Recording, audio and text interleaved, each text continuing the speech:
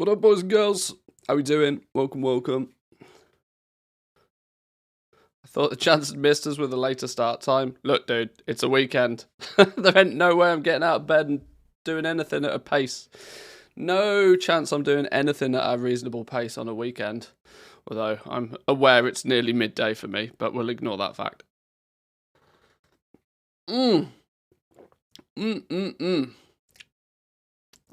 How do I get the beta? Feels bad, man. Yeah, I really wish Blizzard would just give just make it an open beta, for Christ's sake. Just let people play. Let people play. The idols are Tuskar Dragon Scale Expedition, I think. Oh, yeah. We're going to, hopefully, before too long, start to put together a bit of a list of where everything is. I guess I can start by showcasing this, maybe. I've been playing a little bit. I came to the conclusion, in fact, let me make this like half screen so my camera's not in the way. I came to the conclusion that, tracking quality during prospecting is pointless. It doesn't matter. Immediately see that quality is absent. Yeah, tracking quality is pointless because quality is 100% determined by your skill. There is nothing that I can see in the data of the way that the game works that represents quality in any way, shape, or form. So, when you're looking to get some baseline information, what you really care about is how many of said gems do I get. How many of said diamonds do I get when I prospect X amount of ore, right? And we can start to put that together. If you have a higher quality, if you push your skill, if your skill is higher, your quality will be higher. And there will obviously become a point where your skill is high enough that you can then start dialing back the quantity or the quality of the ore. There's still some tweaks to be made with this, so that as and when we do, this is just data collection, right? But as and when we do, where are we gone? As and when we do initially, as and when we're looking at prospecting, realistically, in the early days, everything's going to be quality 1. I might try and make these quality calculators work in a fashion that allows you to say what your skill is, what ore that you are using, what the expected materials by prospecting will be, and then try and give you a rough... I mean, it is a quantity calculator, not a, price calculator. But I want to then also try and give, we do give a total cost. We do track how much it's costing. I want to then try and also, try and break it down to, well, is this profitable or is it not to do, But I very quickly came to the conclusion that having the prospecting data be full of quality options, pointless, not necessary. Extra fluff, we can get rid of it. There doesn't seem to be any differential in the game outside of your skill. If your skill is high enough, you'll make better quality stuff. So let's see. I got an invite probably because my computer's so old. They want to see if it'll run. Well, hey, whatever it takes. I also, to make sure that some of my data was a little bit more accurate, is I went back and I prospected 5,000 terabyte ore.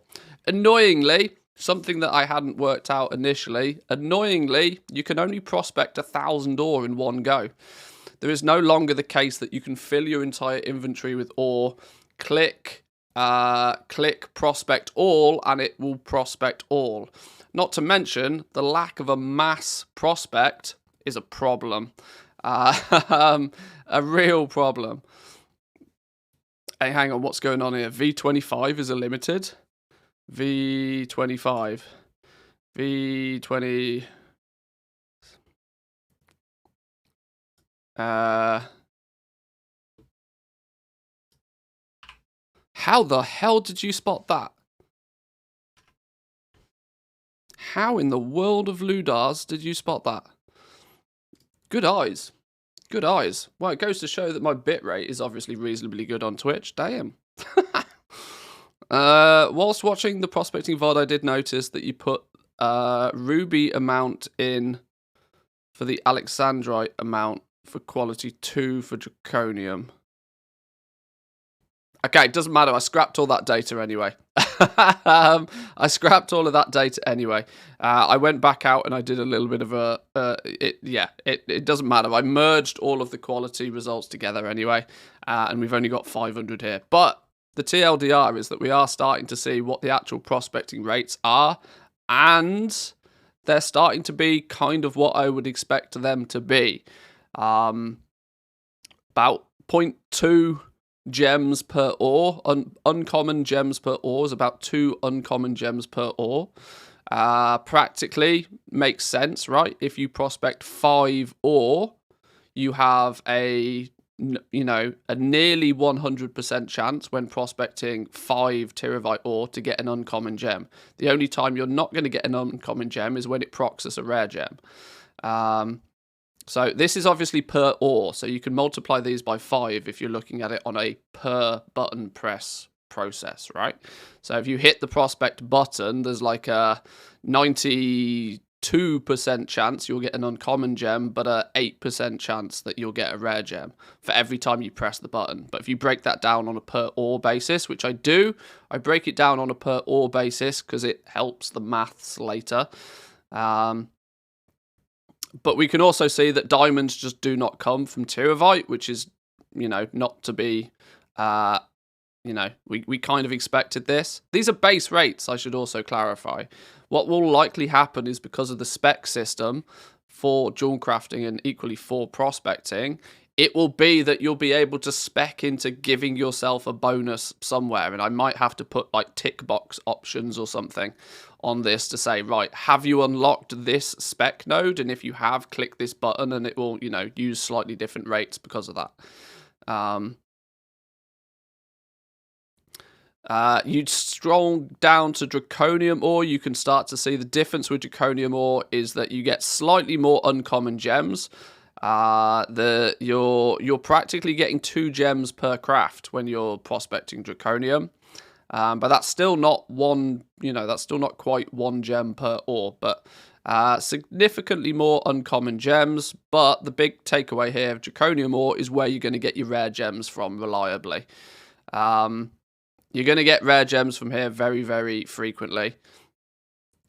Diamonds, though, you're still not getting any diamonds. This means that, for the purpose of cutting gems and selling gems, you're going to be using draconium ore for the most part. Unless Terabyte's really, really cheap. Unless Terabyte is like 5 times...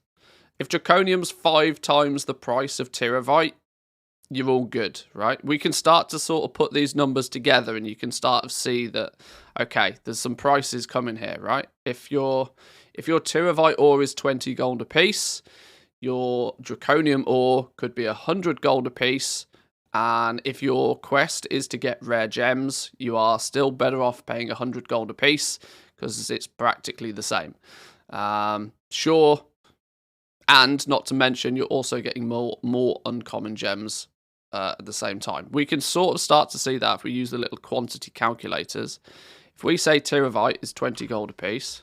Now, obviously, long term, this will all be smart implementation from TSM APIs for inputting the right prices and whatever. But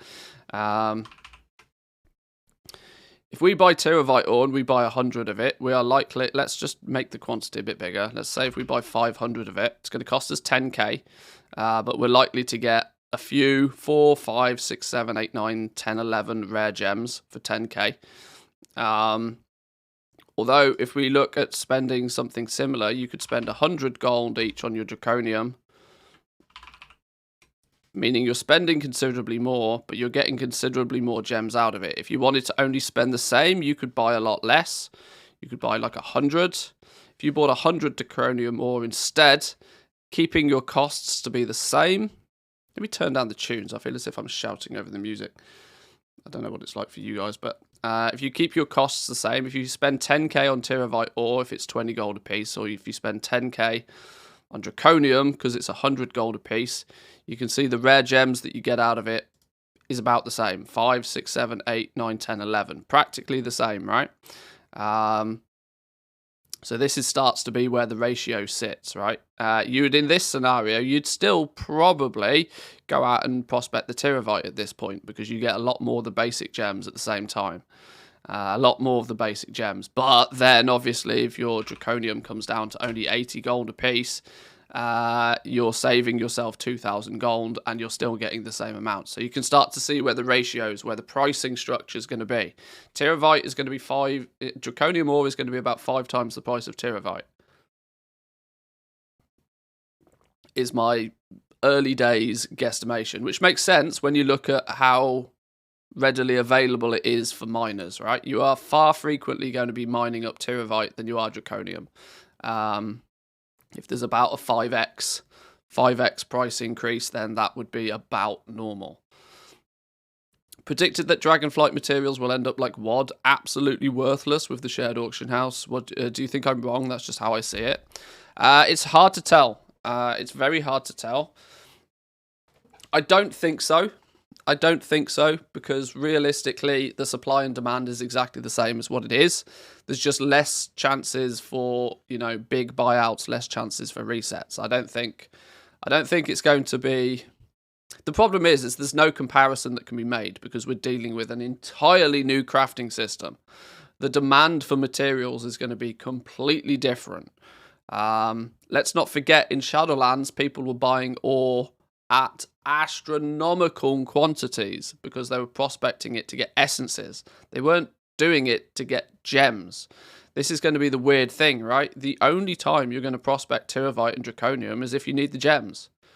Because your crumbled stone, your fractured glass, you're going to get regardless. These clusters, I think, is just, these will disappear. It's not going to be giving you grey vendor items. That's just silly. You're only going to be prospecting these if you need the gems. So they're going to need to make it so that you either have to consume a lot of gems in some way, shape, or form, or you're just not going to prospect it. But what happened in Shadowlands was that all of the gems were practically free because people covered their cost with the essences. So it's really hard to do a comparison. But at this point in time, we don't need to worry too much about that. That's kind of Blizzard's job to make sure that the availability of materials somewhat closely matches the demand for them. And as long as that's the case, it'll be all good. Seems like a search and replace on a limited to a limited is needed. Have I done it frequent? Well, I did a lot of copy pasting. There's a lot of copy pasting going on. So yeah, that's probably a thing.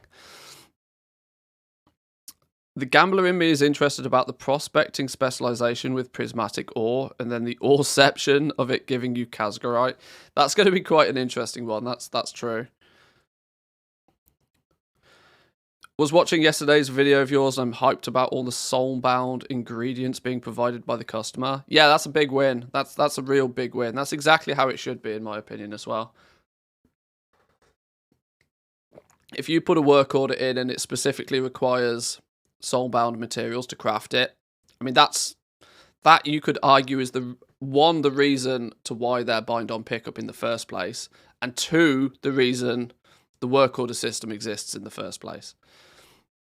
If they were being, if there was the ability for you to place a work order without any of that system in, without any requirement for the work order placer, so the buyer in this case, if there's no requirement for the buyer to provide any of the materials, then just make them BOE and put them on the auction house. At that point, it's exactly the same. So, yeah, I get it. It makes a lot of sense, and I'm glad that they've made that decision.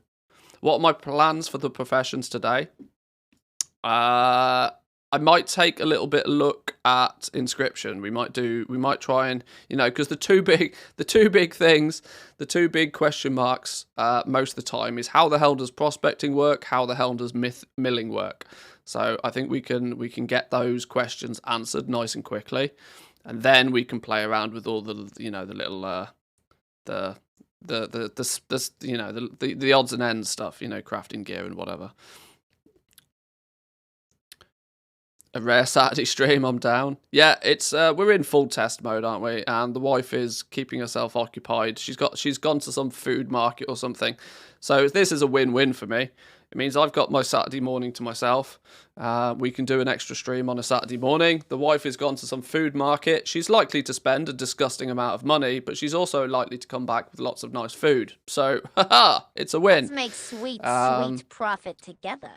There we go. Saturday stream, laughing face. Thank you very much for the prime. I appreciate it. Thank you. But if we move on just slightly, so I do keep some sort of pattern to what we're doing. Then when you look at Kazgarite, you can see that Kazgarite just gives you an ungodly amount of just everything. But in turn, it's likely to be quite expensive. And Kazgarite, the rare ore, is appearing to me to be the number one thing that people are going to want to prospect. Just like everybody would like to prospect Lithium primarily, but Lithium's always been more expensive and has always technically been rarer. So the opportunities to prospect Lithium haven't always been there. With Lacerite, coffee burps. With Lacerite being the more popular resource available for people, many people, were, because of price, forced to sit and prospect Lacerite like for 20 hours. But we can see, if we do a comparison just quickly on uncommon gems per ore, it's about the exact same as prospecting Tyrivite. So you're going to get your uncommon gems. Your rare gems by prospecting Kazgarite, though, is literally 10x. Literally 10x the amount of rare gems that you're going to get by prospecting this stuff. I might put the ore icons in here, actually. It would be quite nice for the actual proper icons, especially early days when people are learning what everything's called.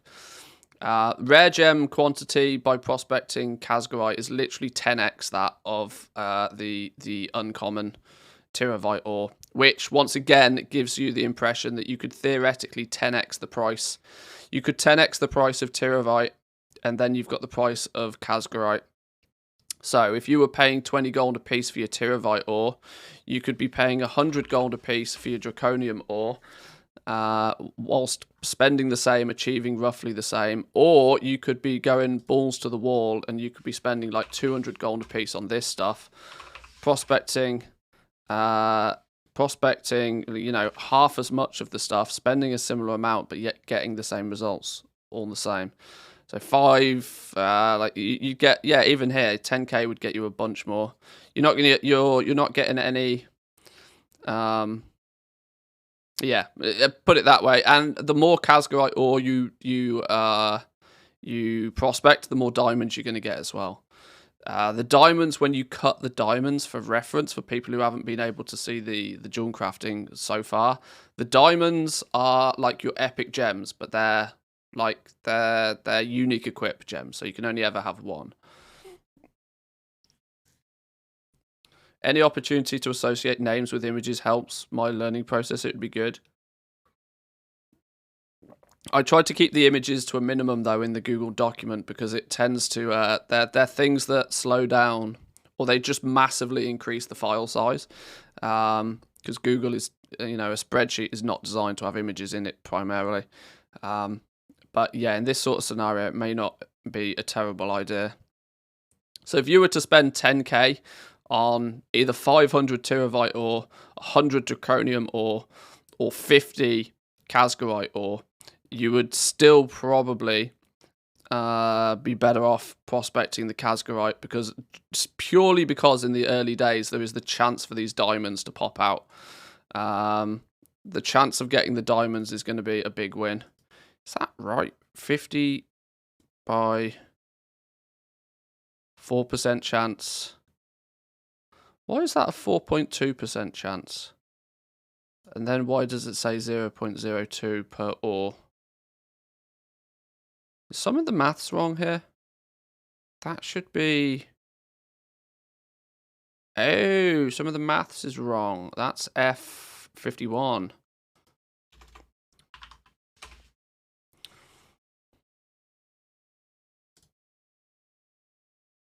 Does that then mean these are also all wrong? Yeah, it does.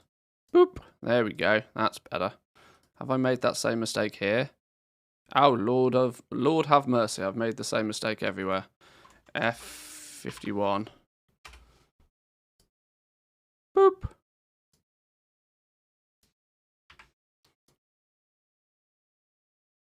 It was correct over here. It just wasn't correct here. Spreadsheet problems. But these values are pulled from... Where did I pull these from? This by this. Okay, right, yeah. Yeah, there we go. That makes more sense. 2, 4, 6, 8, 10. Makes an uncommon gem. Makes an uncommon gem 1,000 gold apiece, giving you 3 basic gems, or it costs 10k per diamond. 1,000 gold apiece is a little bit harsh for these at the beginning. There are cheaper ways of doing it. 4, 5, 6, 7, 8, 9, 10, 11. Yeah, that all starts to make sense. Yeah. So we're starting to see a pricing structure. Starting to see, by basic prices, we can start to see a pricing structure. Tyrivite ore, you can pay 5 times the price of Tyrivite ore for Draconium ore, or you can pay 10 times the price of Tyrivite ore if you're prospecting Casgarite, and your results will be similar. At that ratio, your results will be similar. And then the ore that you choose to prospect will be somewhere in the region of, well, what are you after? If you're after diamonds, your only choice for diamonds is going to be Casgarite, which in and of itself might push the price up of Casgarite, because if it becomes the only source of diamonds, then people are going to be prospecting this purely for diamonds, which in turn may have the knock-on effect of that people hunting down diamonds to make the big fancy proper gems might in turn see these rare gems and these uncommon gems as just cannon fodder that they have to then do something with. But if you can spend 10k on some Casgarite ore to get yourself a diamond, you then sell your diamond for 10k, you can do what you want for these.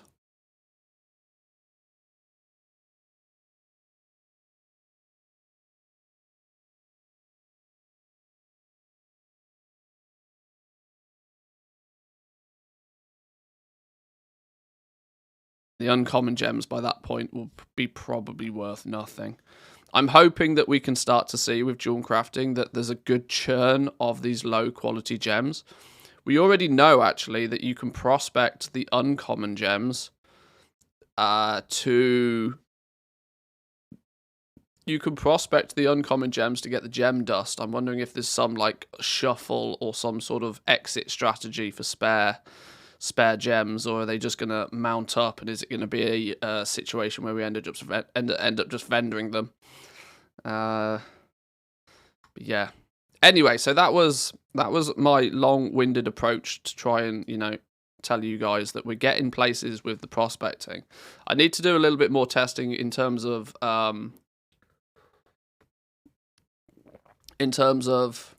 there are some things within the spec trees. There are some hidden anomalies, the what was it called? The fancy smancy protogenic ore or something. What was it called? I can't remember. There's another ore that can proc when you are prospecting, but you have to spec into it in the first place and it can't be mined. Was it prismatic? Is that what it was? Also, to go alongside prospecting, what I have started to do as well is I've started to track the patterns and their locations. I'm obviously, due to prospecting taking up a lot of space, I've split the 2 sheets up, and I'll do probably the same. I'll have a specific milling sheet, and then we'll have a separate sheet for just everything inscription. But to start off, I'm looking at like, where are the patterns? Where do we get them? If they come from the trainer, great. If they come from a spec tree, where do they come from in the spec tree? So, if you want the Pounce optional reagent, it's in the spec tree. You have to spec into enterprising. The node is extravagancies, and it's 15 points deep. I think that's about all the information we would need for patterns and locations. Now, for dual crafting, I've only gone through trainer patterns and anything that comes from the spec tree. So as and when we find things, or we can start trying to search for things, and we can start to fill some of these gaps, so that we become aware of where everything comes from. As soon as we know where everything comes from, we can decide whether we want to get it, and how high do we prioritize going and getting it over something else. And of course, it will also leave us with an indication of, the things that clearly haven't been implemented yet. Now, my frustration with all of this is going to be that this is likely all going to change, which does mean that I will, from time to time, have to, sanity check it. But luckily, when I decide to give these out to people, there's a strong chance that they will sanity check it and tell me where there's errors anyway. So I might not have to do too much of the clarifying that everything's, bang up to date. In theory, I would like to obviously do something similar for all of the professions, because I think it's going to be very, very valuable information. Because currently in the game, Blizzard doesn't do a single iota to tell you where stuff comes from. We had the Unlearned tab. We'll still have the ability to filter by things that we haven't learnt, but what will also be the situation, currently it shows you, it tells you, if you want this pattern, go here and do this. It doesn't seem to do any of that in Dragonflight, so it might be handy to have, a list of, okay, these are the patterns I'm missing, where do I get it? I get it from there, boom. Quicker and easier than having to, search for it on Wowhead and whatever. So, beta update. What have they been updating this time?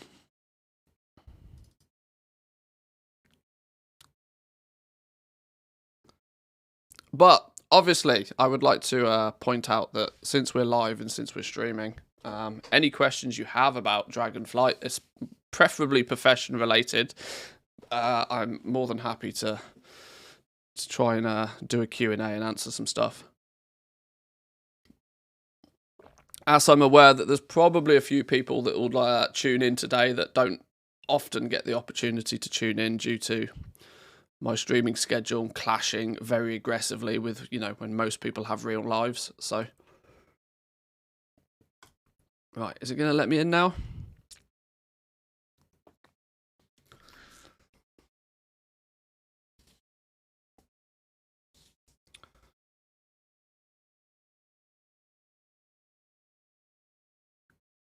Haha, okay. Do you feel they're on track? On track with professions for 2022 release? Yeah, very much so. Very much so. They've already stated that they've well, let me just clarify one thing. The core profession stuff seems to be in place. There's clearly a lot of tweaking and tuning, and there's a few bugs that they need to, get rid of. But the core stuff is there. The only thing that we don't know practically anything about is the work order system. And this could be a bit of a problem because the work order system is the glue that holds all of this together. There's no point doing any of this profession business. There's no point having all of these items be bind on pickup and relying us to only be able to trade them via a work order system if the work order system turns around and is dog shit. So we are going to have to be be a little bit cautious about that to, the easy thing is we just need to see this work order system like ASAP. We need to get a good solid implementation of it. It's practically the last thing that nobody knows anything about. Because obviously Mythic Plus, it's just a dungeon with a fancy difficulty. Sure, we haven't seen much about the raid yet, but raid testing has its own, place. The work orders, though, is one of the core aspects of the game. What's going to be a really core aspect of the game, and we see nothing of it yet. This is quite interesting, isn't it? This is all interesting. Very placeholder, but we'll take it. So far, I've counted 16 items that need to be crafted outside of the capital. Tailoring looks to have 2 crafted materials with a 10 per day cooldown, 10 per week. to 10 per week. 16.8 hour cooldown. Really odd number, but it makes it so that it's 10 per week. Still curious how I'll focus on goal making, as the time effort seems extremely high, and I don't think I can get that next to my main character with Mythic Plus and maybe raiding. I think people are overvaluing just how much time and effort is going to need to be put into these professions, and I think that's only because it's completely new to everybody right now. It's a completely foreign system that people are trying to work out. What the fuck is this inspiration? What are these profession tools? What is all of this new skill leveling up? What is all of this stuff, right? What is all of this new stuff? And so it's a slow, steady process for people to start learning and understanding that. But actually, you can level if you have a bag full of materials, which you'll easily have access to on the from region-wide auction house and all that. If you just have a bag, why is that my basic layout? That's not my basic layout. I changed that yesterday. All right, whatever. If you just have a bag full of materials, you can level your profession super quick. It's exactly the same as what it is previously. The only thing that's going to slow people down is the acquisition of the patterns past that are given by the vendor. But that's then the progress, and then that's the play time, and that's the game experience for the people that enjoy that stuff. If you don't want to do that, and you don't see the benefit of doing it, then don't do it. But yeah, it's difficult because we're coming out of Shadowlands, an expansion where practically 9 out of 10 recipes you learn from a trainer. You learn them from the trainer, you level your profession super quick, and then it's done. Maybe you do a rep grind to get a crafter's mark once a patch, but that's a rep grind that you were doing anyway. There was practically no progression with professions in Shadowlands. So anything is going to feel like it's more. But we'll see how it all pans out. I've actually made... This is a second Jewel Crafter character, dude. Purely because I wanted to test on this fella how and what the world looks like when you spec heavily into prospecting bonuses.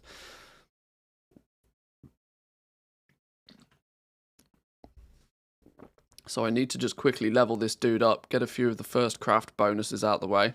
Requires a jeweler's tool set. Of course it does. I do need to be cautious today that I do actually do something, because there is the strong probability I'll sit here talking to you guys all day, which, as much as I love doing, isn't very productive from my side of the equation. One of those. We're probably going to need a bunch of other materials, but we'll get them as and when we need them. Level this, go.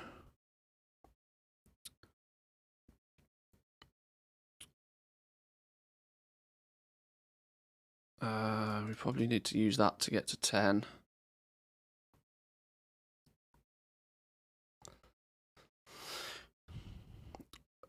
Which server is the Dragonflight server on beta?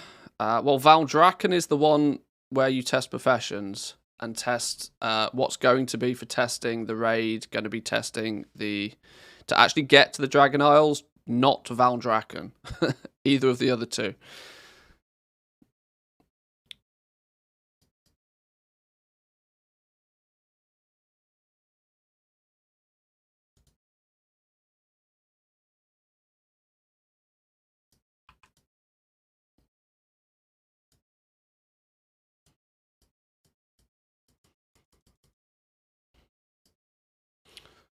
Can we go with one of those yet? No, because we can't make the lenses yet. Can we go with some of these yet? We need some of the rousing materials. I knew that's what we'd forgot. Let's just take a stack of all of these.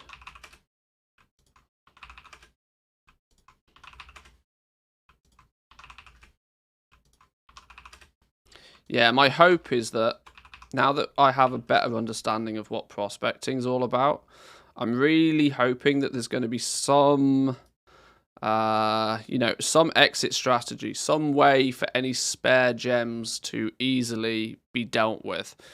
There's a real problem with prospecting that comes when you feel the need to actively be doing something with all of the materials. Ping must be terrible from Finland. It's not that bad. It's not that bad. It's all right.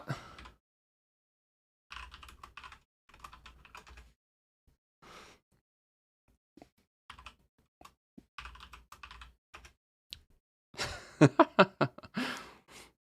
fact, just out of curiosity, what is it? I don't even know where I can see it anymore. Where's the buttons for all of that shit? I don't even know where that's gone. That's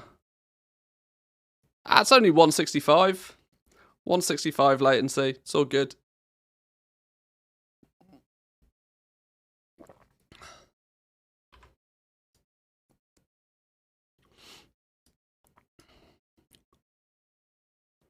Let's get to 15 real quick.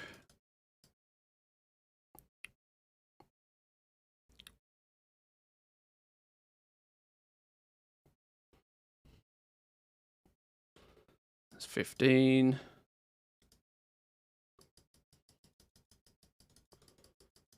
Now we need to get to 20, maybe 25 if we can.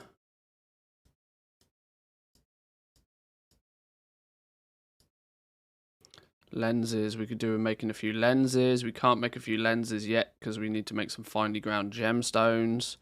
We can make some finely ground gemstones by prospecting some of these. Hello there. Don't prospect all of them, but prospect some of them.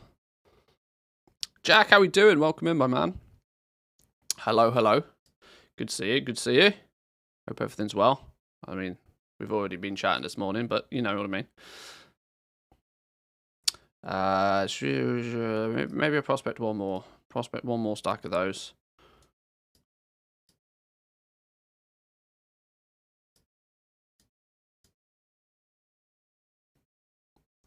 We have. Or was I talking to the other Jack the Dipper on Discord then, was I? Maybe.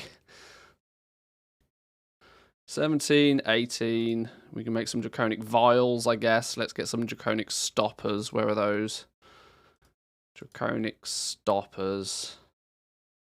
Hello.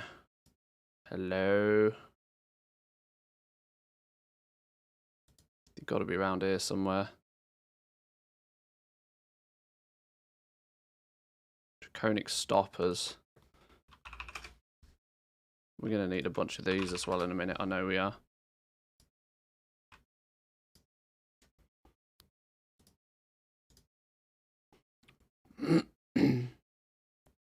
$19. Oh, what? What? Okay. Can we get a 20 in there for somewhere, please?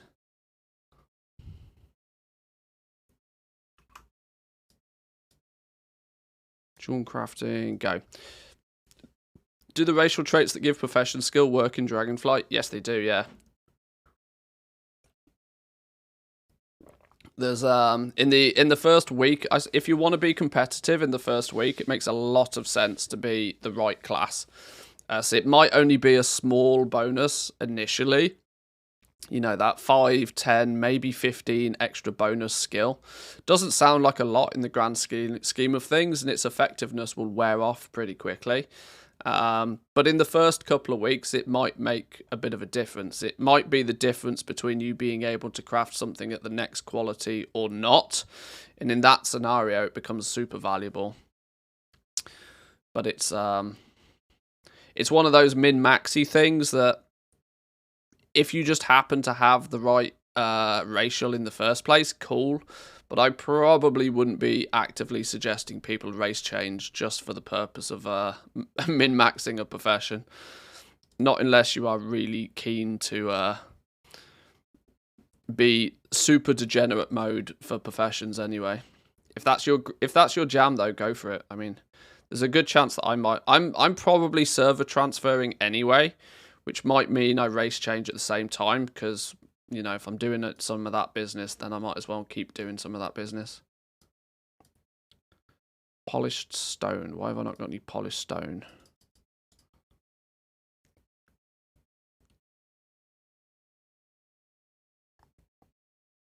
No racials for tailoring. Is there no tailoring racials? Tailoring's Tailoring kind of has these built-in bonuses anyway, just by proxy of being a tailor. You know, extra cloth gathering and that sort of stuff. Watched a video today where a guy took 22 minutes to get all 48 dragon glyphs. Pretty impressive. Yeah, yeah. There's very, very likely going to be, if you know what you're doing with dragon riding and you plan a path, I'm actually because that is a not to completely 100% steal the idea, but I am very sure that a cheeky roots tracking for the entire zone. With roots, can you only make a route within one zone, or can you make that route cross other zones? I can't remember. But a little route of go here, go there, go there, go there, pick up all 48, you're done. If you can bang that out, one guy doing it in 22 minutes is remarkable, but I think that's also the guy that's been trying to optimize that path himself already. But let's say if you can, get dragon riding, spend an hour going around and getting all 48 glyphs and being maxed out remarkably quickly, that's some fancy pants. It's weird, right? That movement speed is king. Like, for those degenerates who want to try and race to get like world first level 70, because that's obviously going to be a thing. I wonder if Ginji's going to if he's going to be racing on his hunter. Actually taking 25 minutes, 30 minutes out of your leveling to go and pick up all of the dragon riding, the likelihood is you will make that time back up 2 or 3 times over in the time it takes you to level to 70. It's weird that taking half an hour out to do something completely 0 XP related might actually be the meta for leveling fast.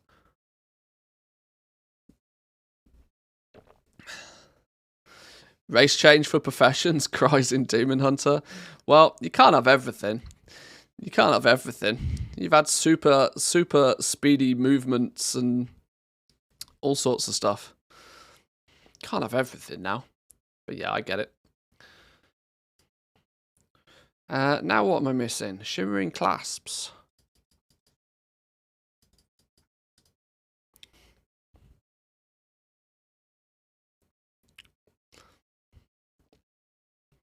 This was meant to be a speed level just to get some cheeky knowledge points.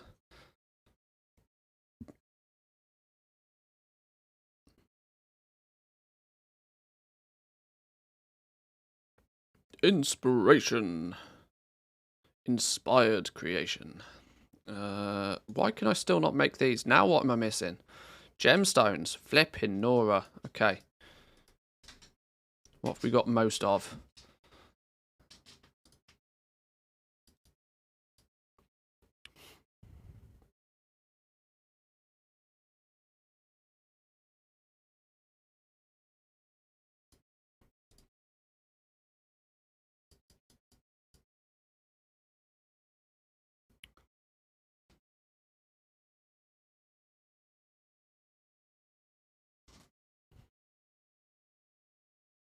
There's 25. Now we've unlocked our specs. Let's keep zerging because we can. What I want to try and spec into for this is we've made what I would consider, a baseline for prospecting. Now I want to pump as many bonuses, as many benefits into prospecting as I possibly can to see what the upper threshold of possibility is. Now, it's still not going to be super representative because we're not going to easily be able to stack profession tools to stack secondary stats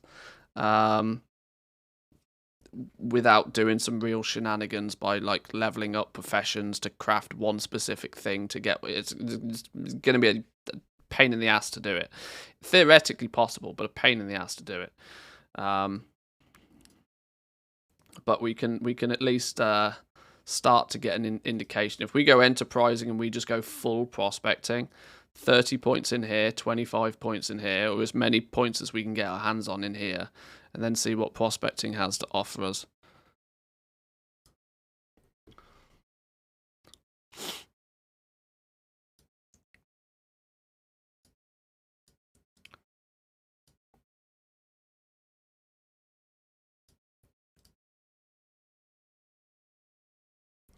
What are we missing for these? We now need the awakened ones for these. One of those, one of those, one of those, one of those, one of those, one of those, and one of those.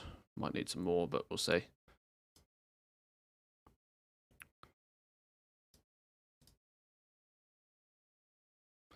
This is getting weird, right? One of my plans was actually to do profession leveling guides. You know, 1 to 50, 1 to 100 leveling guides for the professions. Yet with the incentive for you to craft one of everything, there kind of presents two different options for that. Either you want to craft one of everything whilst leveling, and you probably want to do that. Yeah, you probably just want to you probably want to craft one of everything after you've leveled in an optimal way. Would be my impression, but if you can get skill points and you're going to craft one of them anyway, it actually makes a lot of sense thinking about it to level up in this fashion. Leveling up by just straight up crafting one of everything.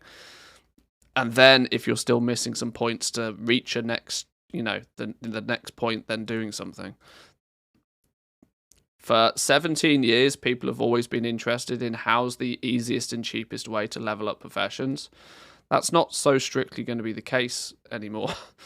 Right, so see here now, for example, we need 10 extra skill points to get somewhere. So we now just need to craft something that gives us some points, which in this scenario, because this is now on cooldown, is going to be Nosderites. Nosderites is going to require air, earth, jagged. We'll do a couple of each. A couple of fires. A couple of frosts. Stream is freezing and stuttering. Is it really? Am I dropping frame? Oh, I'm dropping frames. I've just dropped 200 frames for some reason. I don't know if I've just done it, but that could be why. That practically never happens for me. Hang on, let me check a few things. It could have something to do with the fact that I have 7,000 Google Chrome tabs open.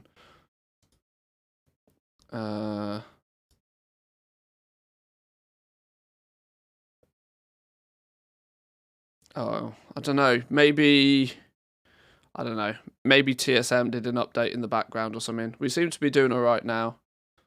CPU's a bit high, but that's to be expected.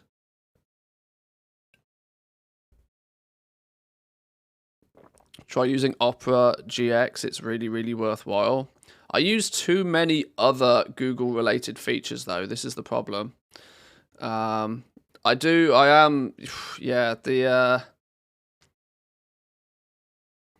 I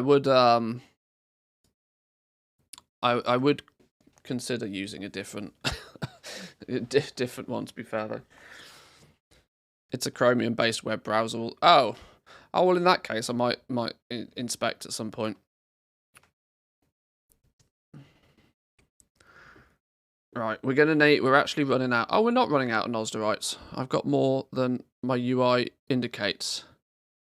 I've only got 5 in my bags. Maybe I've got a bunch in the bank. Okay, that's fine. Alright, let's get these last 10 points.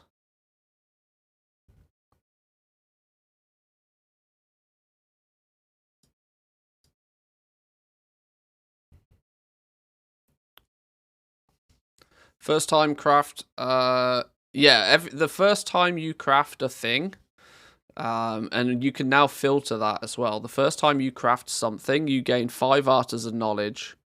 Sorry, 5.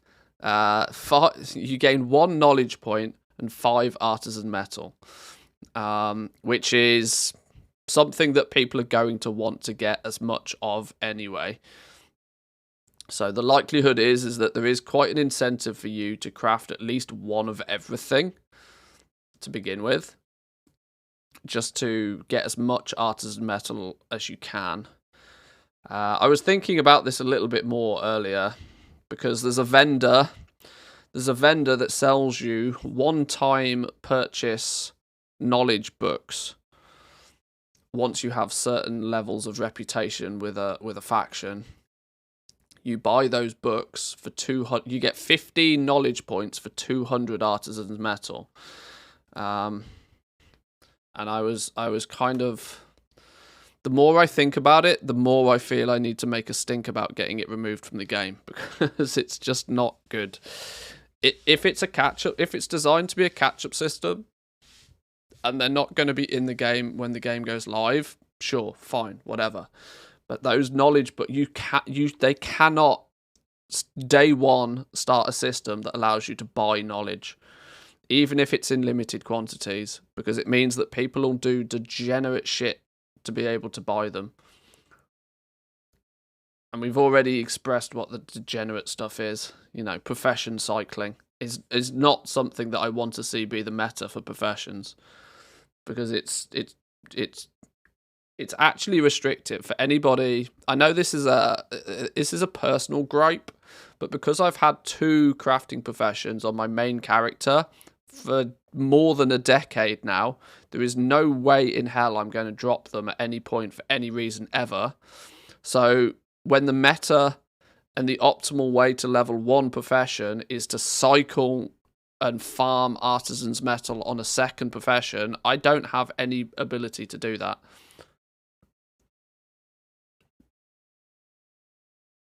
What would be the point in designing a system that has a built-in time gate and then put a way of circumventing the time gate? That's actually quite an accurate way of describing it. Like, why would you go to the effort to make this system to begin with, to then just only, shit on your own foot? Because that's practically what they're doing.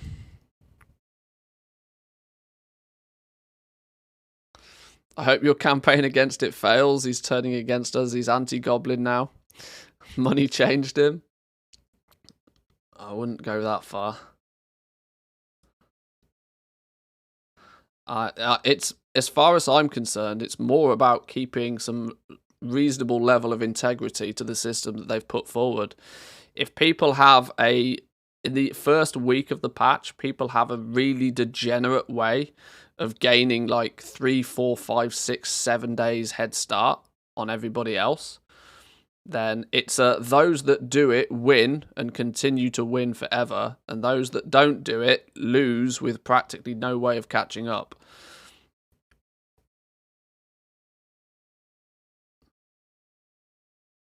Uh, 40 points. I need to now probably craft a bunch of... Okay. We can't craft so many of these because we don't have the mats to do it. Why does it claim I'm out of Tyrivite ore? Oh, because I actually probably am. I'm getting so distracted. I'm really not good at this multitasking business.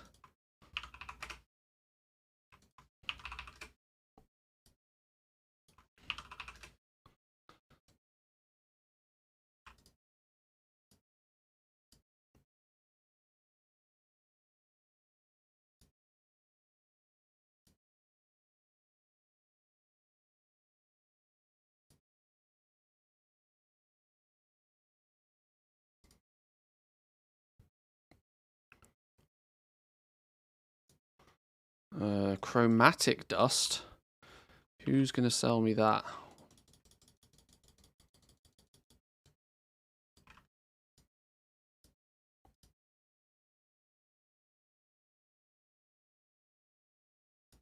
Now elemental harmonies. I need the primal convergence, which is an alchemy thing. Does that mean it comes from here? Primal convergence. Don't think I needed anywhere near that many, but doesn't matter. Create one of those. I'll create a bunch of these.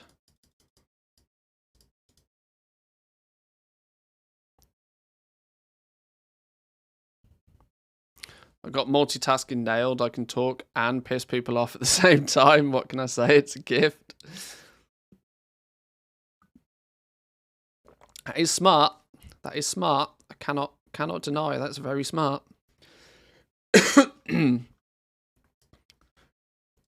Right, 50 points. We've cleared our list of vendor recipes. All apart from this one. So we've capped out again, just sanity check. Yeah, we capped out at 110 artisan's metal, which is where I suspected to be. Now I can spend all of my points in anything that gives me a direct bonus to prospecting.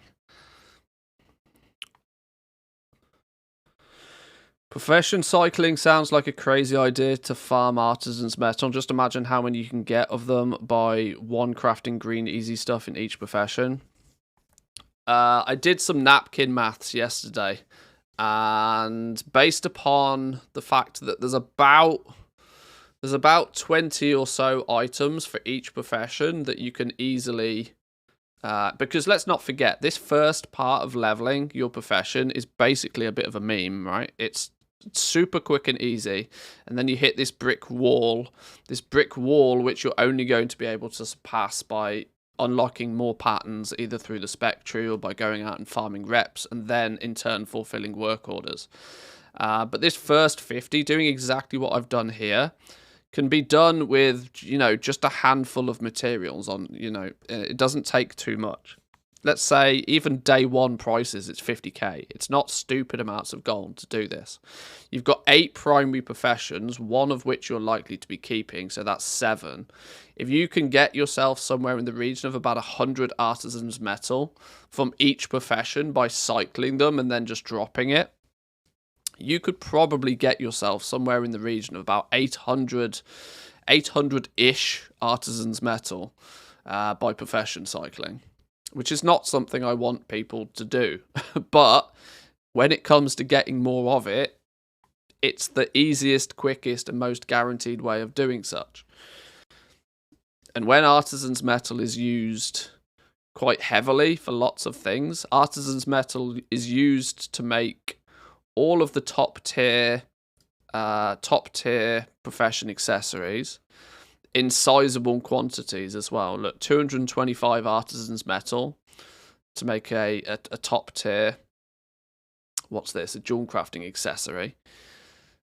Anytime you do a recraft, or you recraft a piece of gear, you recraft something, that takes 10 artisans metal. If you're a player that's recrafting stuff on the regular because you started off only being able to make it at quality 1 or quality 2, but then obviously as time goes past, you then want to be able to recraft that item rather than remaking it. Recrafting it takes artisans metal, so you're going to burn through a bunch of these quite quickly and easily that way. Not to mention those talent books, right? The specialization books that can be bought off that vendor at certain points. It's, yeah, I really don't want profession cycling to become a thing, but I worry that it might. If people's desire for more artisans metal gets them itchy, the easiest way to scratch that itch is by leveling up, getting first time bonuses, and then just dropping the profession.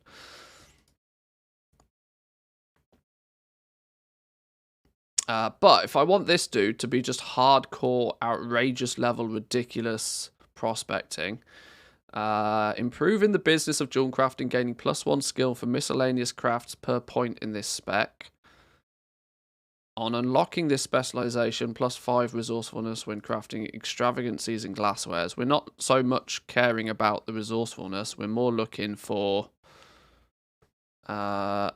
At 10 points, we unlock the subspec, which will allow us to unlock the prospecting node itself.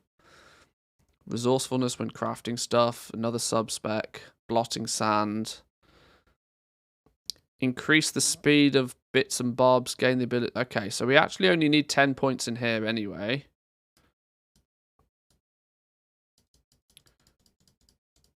Each point in this was what? Giving us just +1 skill for miscellaneous crafts. Okay. So we only need 10 points in that to be... What? Hang on, that's meant to allow us to unlock this. Improving the delicate task of prospecting to increase yield and efficiency. Gaining +1 resourcefulness when prospecting per point in this spec.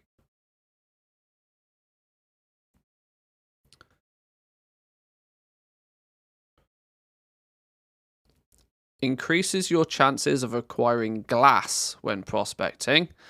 That's practically pointless, although it may become a part if you end up looking to craft a whole bunch of vials for alchemists. If there's a big demand by alchemists for higher quality draconic vials, that might be a thing.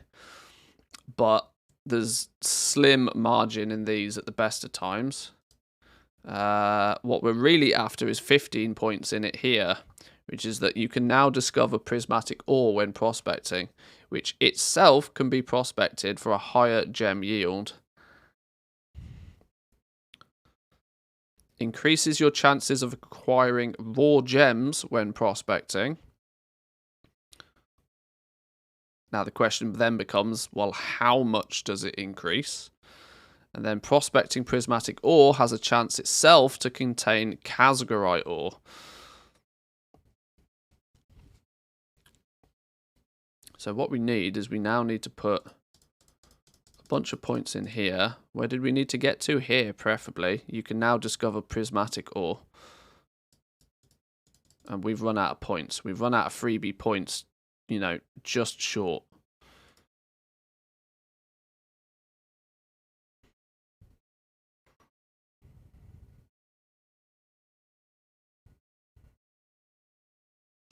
That then means when we're prospecting, we now have this small resourcefulness bonus. It's frustrating because it's slightly difficult to track what resourcefulness actually does.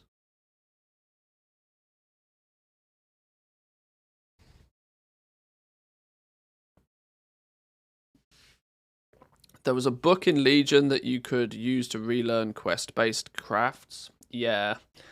They quickly regretted that decision, though. That's another one of those things that they did, but they quickly regretted it because then it led to more customer service issues than you could begin to imagine, as people were dropping the profession and they expected that book to give them back all of the recipes that they owned full stop, not just the recipes from Legion. So yeah, they regretted that decision very quickly. And it also led to be this kind of common thought that, oh, I can drop something and pick it up again and it'll all still be there. No.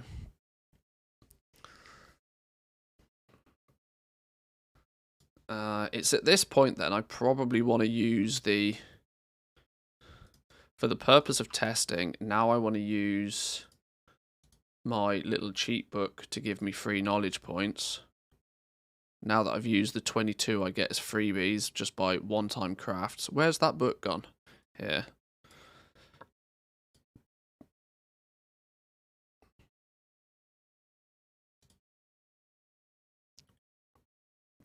Trying some prospecting, got some tier 2 gems at 5 skill from using tier 3 Terabyte. Yeah, you probably would do. You probably would do. The issue is that the prospecting UI right now doesn't work properly. So when you select an ore here, what it should do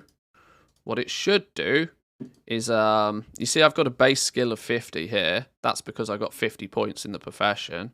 What it should do is when you use tier 1, it'll add +0 skill. When you select plus tier 2 quality, it will use plus something. And then when you use tier 3, it should say plus a bigger number. We don't know how big those numbers are, but we know that they have an effect. We know that it's working properly behind the scenes, but we can't track it because we can't see it. So there is, yes, but this is why I've chosen to, at least for now, remove quality from the equation. So that we can get a better understanding of exactly what the prospecting rates are. When we know the rates, then we can start adding quality into the... Quality is like a second layer on top of, you've got to get the basic layer understood first. Because yes, once you've got full profession skill, you've got 100 here, you'll be getting much closer to that top end recipe difficulty. You need 179 skill to guarantee quantity 2. If inspiration procs, you're getting plus 100. So you only need 79. If you have 5 basic, that's 74. There's a possibility that tier 3 Terabyte ore actually gives you a plus 75 skill. That would be mathematically enough to give you occasionally tier 2 quality gems. It's all a bit of a numbers game, but to understand the numbers, you've got to strip away and neutralize as many of them as possible to begin with.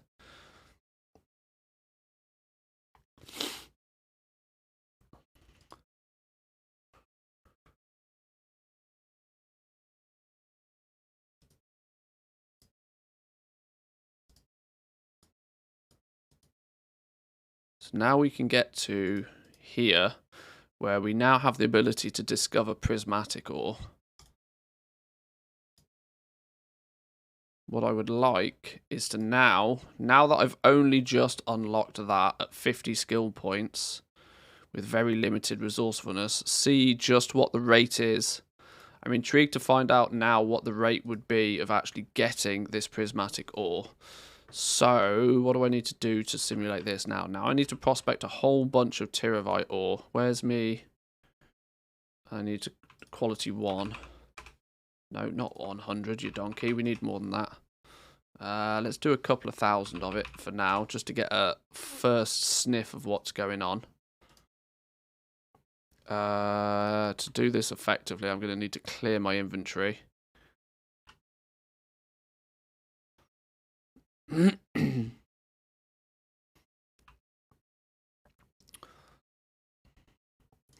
Did it say what ore we get prismatic from? No, it just says when prospecting. So there's a probability that the different ores will also act differently again now. So let's get rid of any raw gems.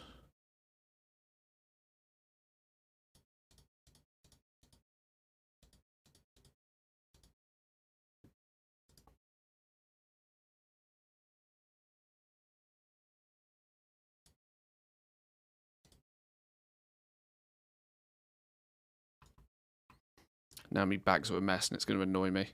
Okay, now we can go. Do we have... I need to get rid of... I need to get rid of this stuff.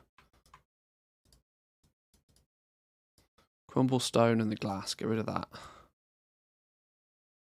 Does the sort button work yet?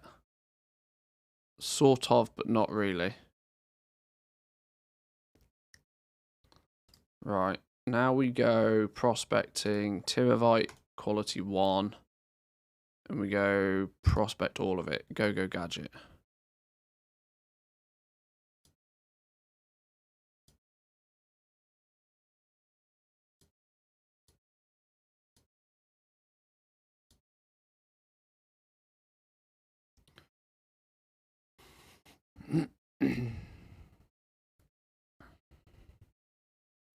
See, there's our first prismatic ore, look.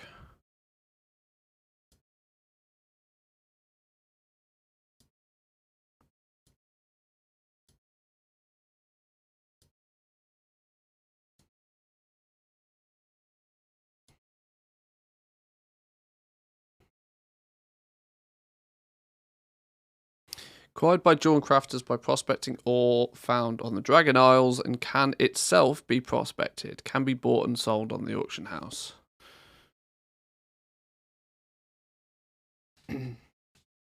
What I've got here is practically the absolute bare minimum setup that you can have to gain prismatic ore. So we can use these results as a bit of a baseline for trying to get a prospecting rate on this prismatic ore.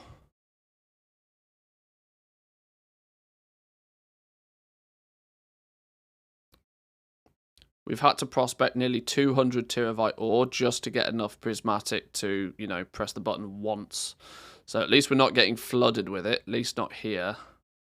At least not with tyrivite ore. There's a good chance that when we prospect draconium or when we prospect casgarite, that it has they then also have a much higher yield of prismatic ore. Right, whilst this is doing its thing, I'm going to go grab a drink quickly. Back in 2.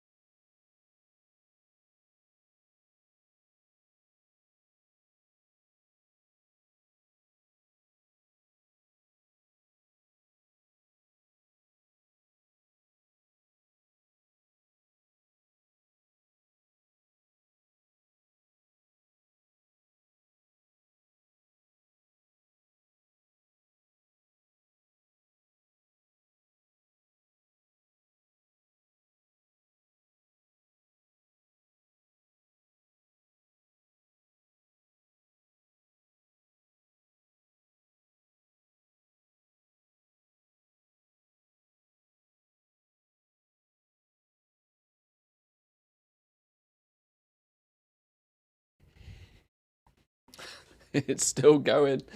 It's still going. This is why we need a mass prospecting button. Holy Lord.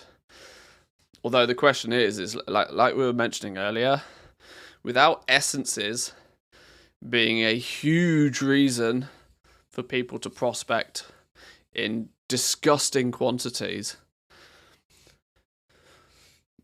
will we actually need a mass prospecting? Will we be prospecting in anywhere near the quantities that we were before? It's hard to tell. It's hard to tell because is cutting of gems and selling of gems going to be a thing again? This is all a big question mark, because all of this is great, but it's making the assumption that people care about gemming their gear.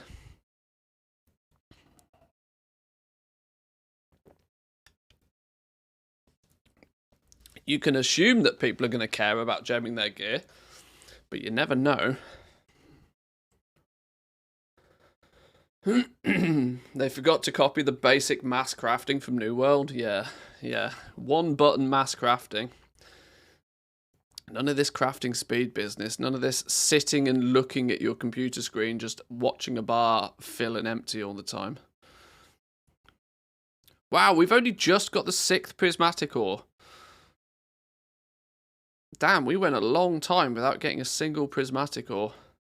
That's going to affect the rates. The frustration for me here is that even prospecting 1,000 of this ore might not be enough to even get a fair estimate of what the rate would be.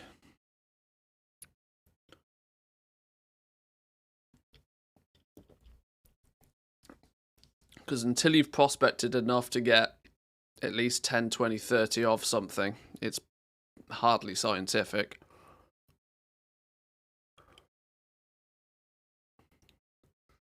Craft all is optimizing out any weight between an ore and a bar.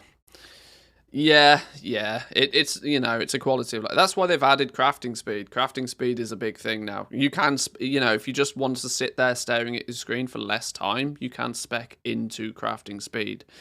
And the irony is when we get into the world of vendor shuffles, like we're in now, towards the end of an expansion where there's just such a massive surplus of materials that everybody's just trying to, delete them all by vendor shuffles. Then maybe speccing into crafting speed could, if you can gain 10% more, faster crafting, that's 10% more profit per hour. Second and third account privileges, well, that's also true. But you can't build a game around the assumption that people are going to have 2 or 3 accounts.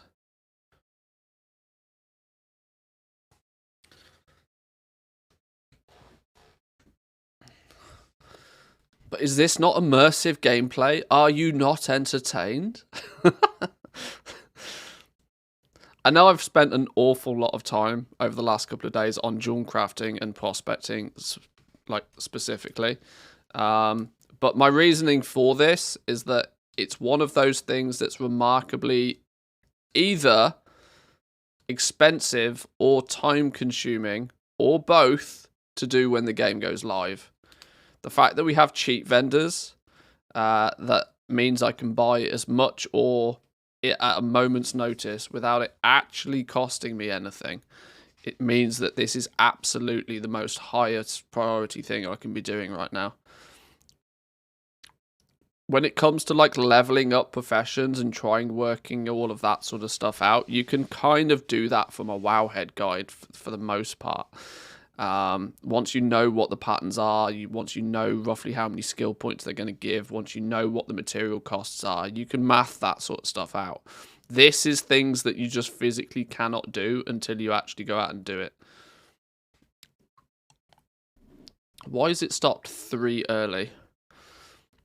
Why did it stop 3 early? That worries me. Did it stop 3 early why did it stop 3 early?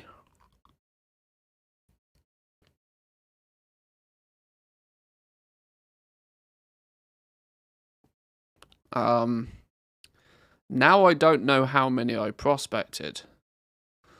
I have a feeling I prospected a single stack, which was 1,000. Did I craft? Oh shit! Did I buy 1,000? I'm quite sure I only bought 1,000 ore. Why am I left with? Ah, you know what? Was there at any point resourcefulness procs? That's probably why I'm left with 18 still, because that's what's left from the 1,000 that I bought. This is the resourcefulness procs. This is what's left. Although in my list, I did not at any point see it tell me that resourcefulness kicked in.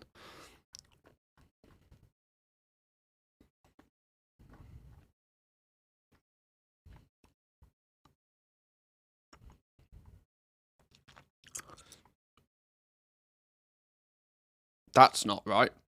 We definitely did not get 4 prismatic ore in one go.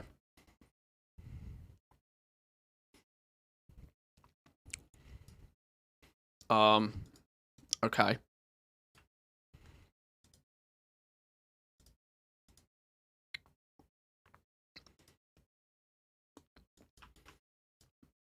Do I have 18 ore in the bank?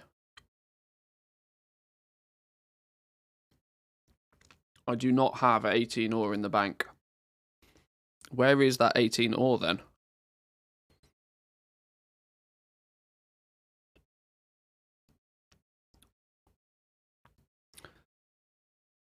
Yeah, I have 18 ore left.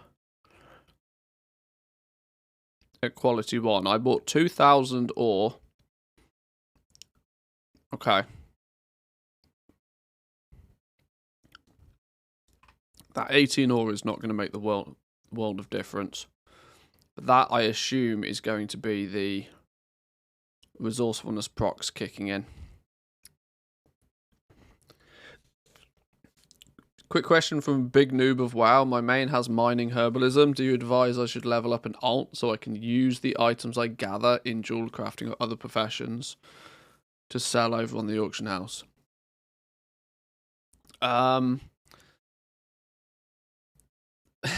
Quick answer, yes. Long answer, no.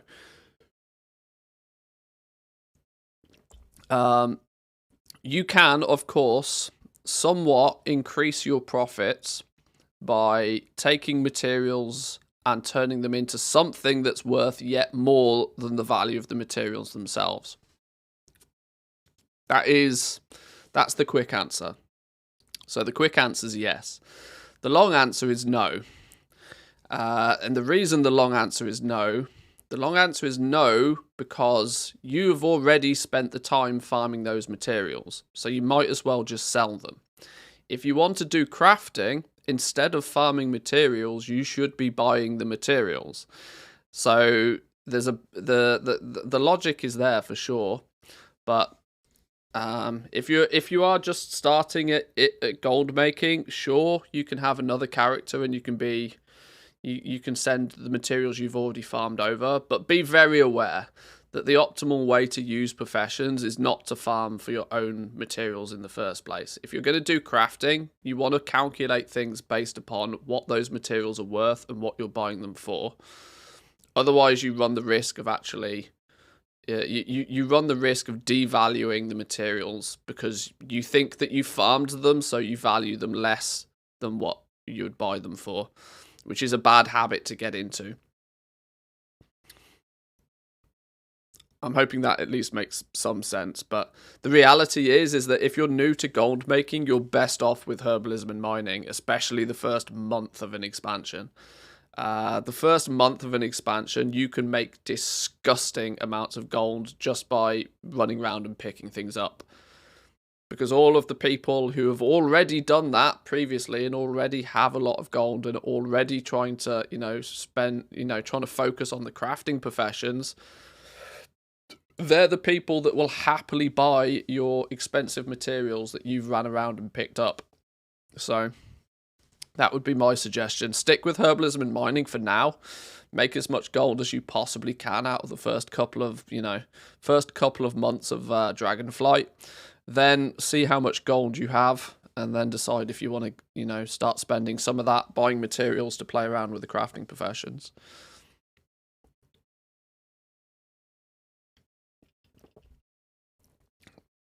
As you can only do one thing at a time, you can either be making money by A, gathering materials, or B, crafting those materials into something. Yeah, it's not necessarily considered super optimal to farm for your own materials. But then again, like I said, that's an optimization thing. I mean, ultimately it's a video game, so you do you, but I thought it would be best for me to give you the basic answer and the slightly more in detailed answer.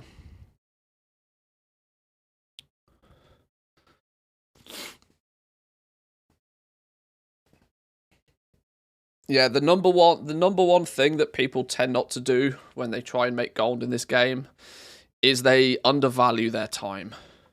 They undervalue their time because they think they have lots of it. And they very quickly come to learn that they don't have as much of it as they thought. And there are other people out there that have a lot of it and have already spent it doing all the hard work. And all they want is, you know, a bit of gold for their hard work, e.g. their materials. So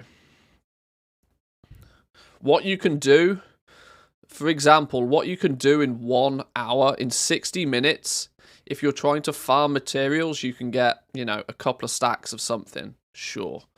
Alternatively, you could then turn that stack of stuff, spend a little bit extra time and turn that stack of stuff into something and maybe increase the value of those materials by like 20%.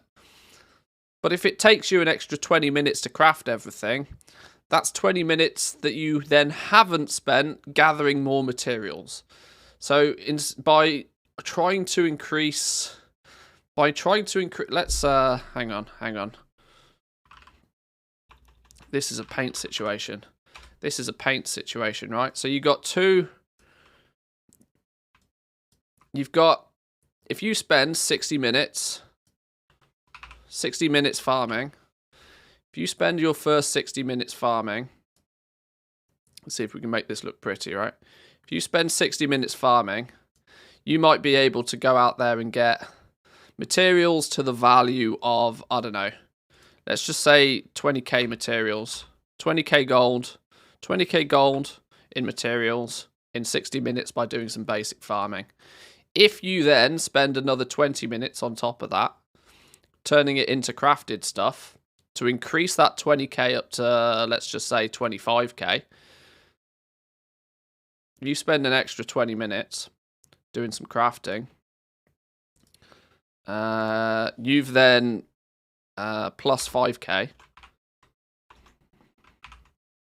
What? There we go. Plus 5k gold. But it's now you've now spent 80 minutes, right?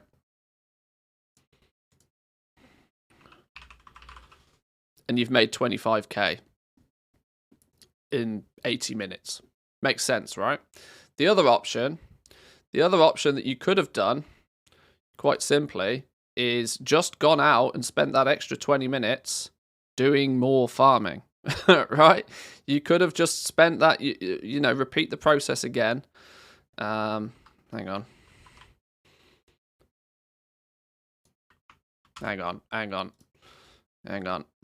You could just do this again. You could go out and you can do another hour's worth of farming, and instead of spending that extra 20 minutes doing crafting, just do 20 minutes more farming. And 20 minutes more farming would actually then quickly, I should really have changed these numbers to be better mathematically, but an extra 20 minutes of just farming would have gained you another 7,000-8,000 gold worth of materials, instantly making it so that it would be more beneficial use of your time, not trying to maximize this 60 minutes in this 20k you've already acquired by using crafting. It would be better to just do more farming and then just sell all of the materials again. So there's a quick little maths lesson on why, if you farm materials, sell them. Don't try and optimize by crafting with them. And if it wasn't worth farming those materials because you think that they don't sell for enough, then learn that for next time.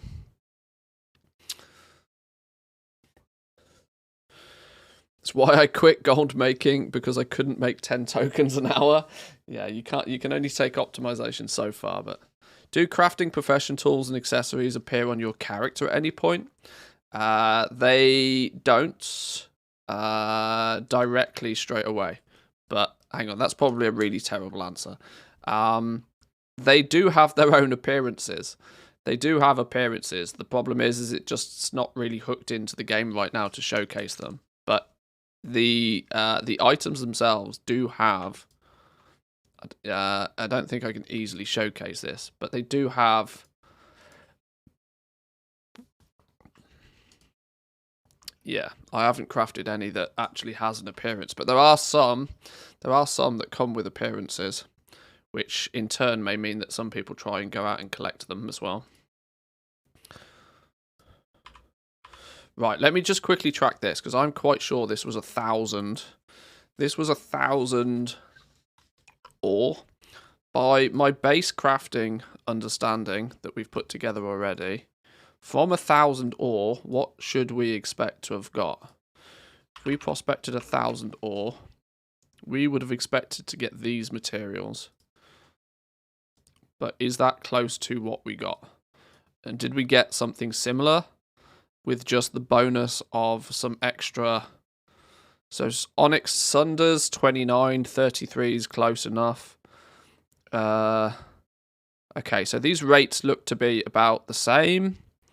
The rare gems that we got, we did get a touch more.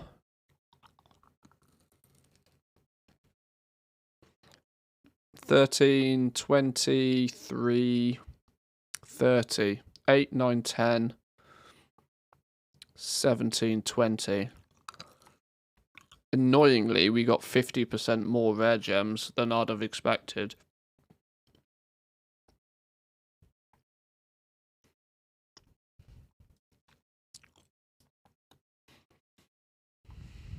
I'm not doing that maths in my head.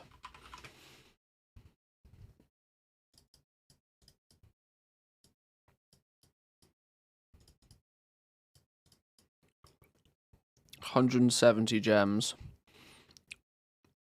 where we would have only really under normal circumstances expected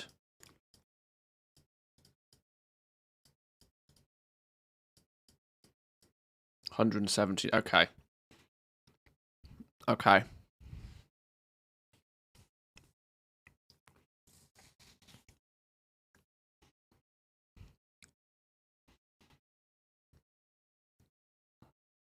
Annoyingly, we got considerably more rare gems than I would have expected in that batch.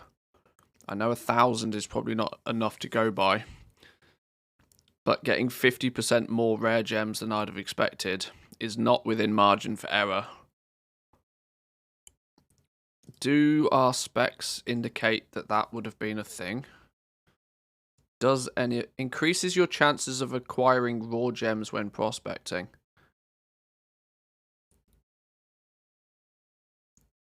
That doesn't kick in until here. We haven't learnt that yet. But does any of our skill points that's gone into this? Improves the delicate task of prospecting to increase yield and efficiency, gaining +1 resourcefulness. It's only the resourcefulness that we should have gained. It does say that it increases the chance of getting glass. Did we get an increase in glass? We would have expected 150 glass. We got 237. So that definitely did its thing. Practically 50% more. 50% more glass is somewhat accurate.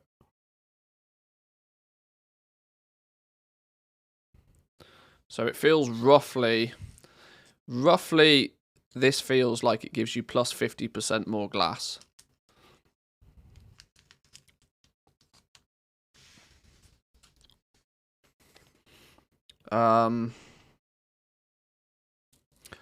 What if the crafted materials at the start are like 4 times the value of the base materials?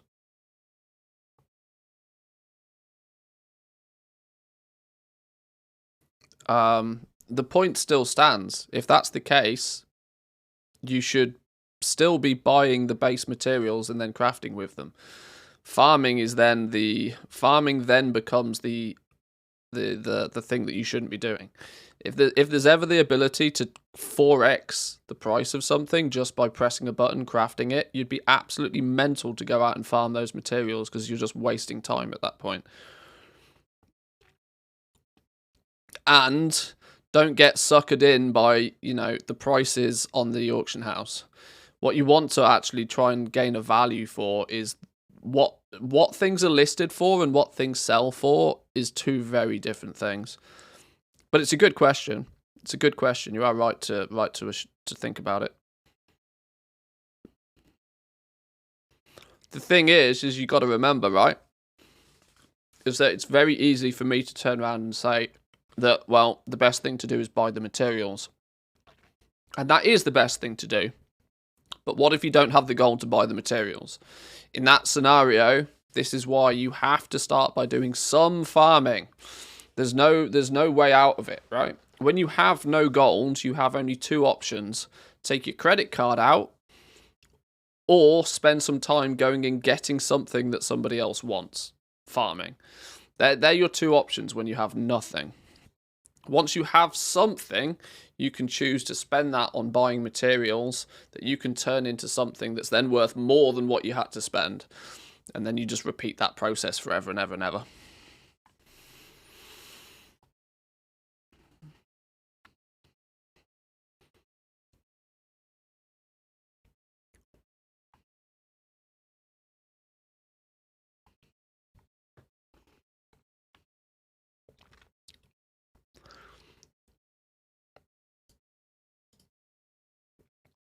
What I do want to track in some way, shape or form, though, is from 1,000 prismatic ore,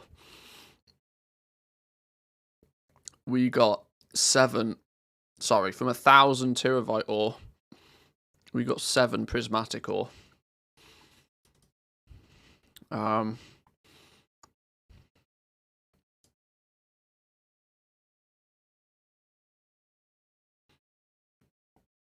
wonder how I'm going to replicate this on the cheat sheet. Since you're only going to get prismatic ore if you've spec'd into it.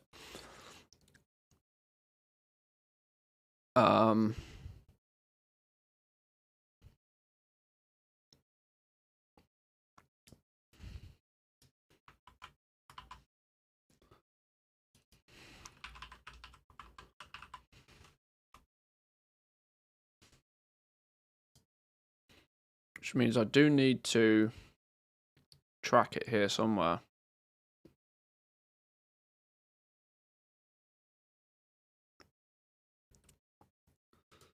Maybe we go one under... Oh, no, that's going to scuff everything, isn't it? Because I've got these flipping things next to it. All right, let's go one below. Let's go prismatic ore.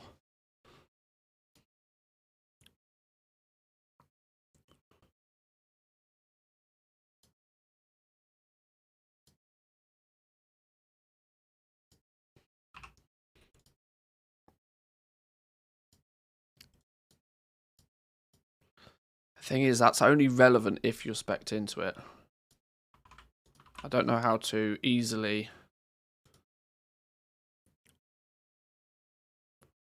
emphasize that in the sheet.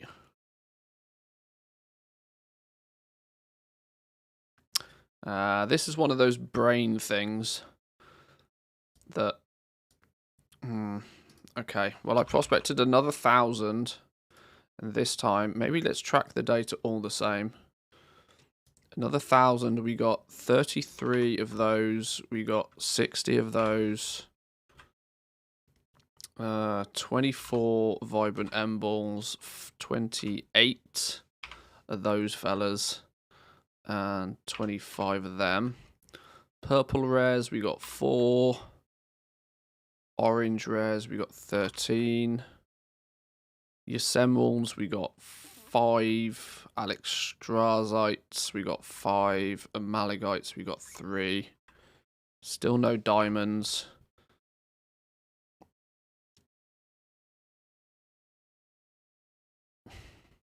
Problem is if I put it in here... this is annoying. This is annoying because there's no clear-cut, sensible way of doing this.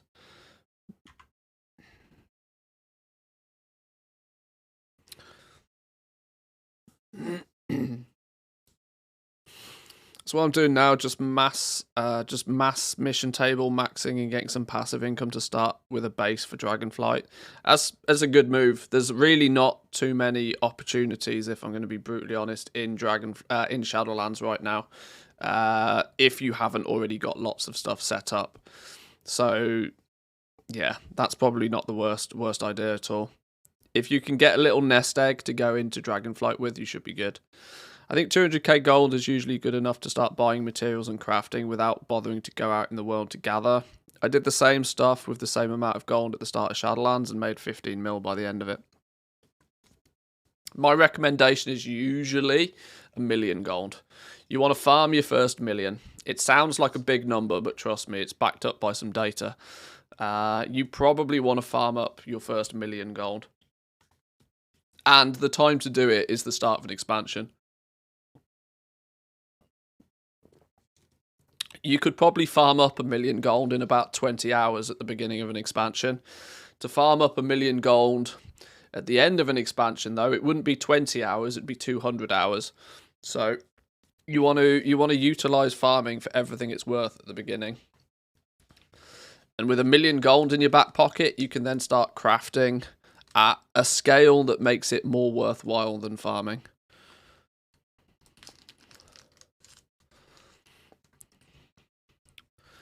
I mean, herbing and mining is obviously the wombo combo. Skinning is, pushed itself into the limelight a little bit more in recent times. But it's going to be interesting to see until we start to work out whether there's a bottleneck material for skinning. I would still say herbalism and mining is your best combination. But it's still really early days because we still don't, have a solid understanding of exactly what's going on in Dragonflight just yet.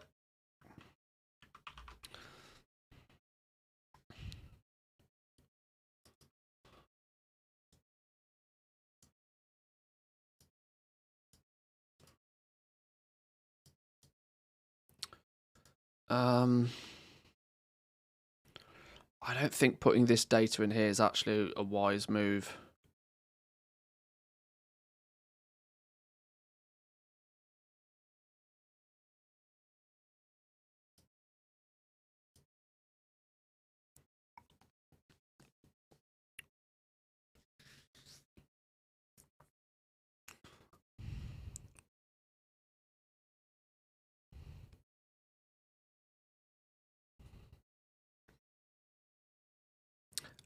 Skinning will presumably be the easiest profession, so the market will be very saturated.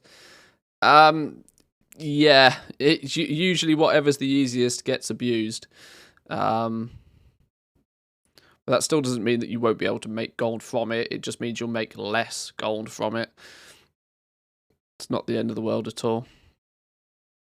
We'll still be even if skinning ends up being the third place of the gathering professions, you'll still make more with skinning being in third place than you will make at all with anything gathering right now. So it's still a win. Still a win.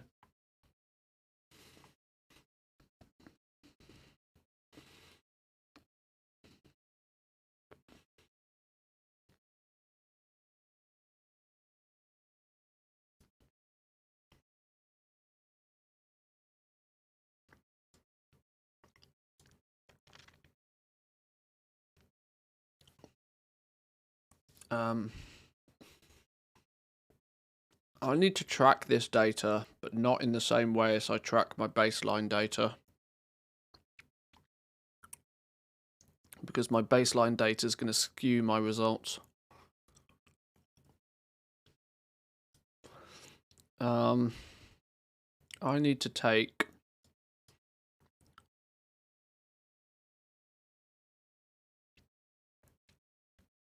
this. Do I need to take this?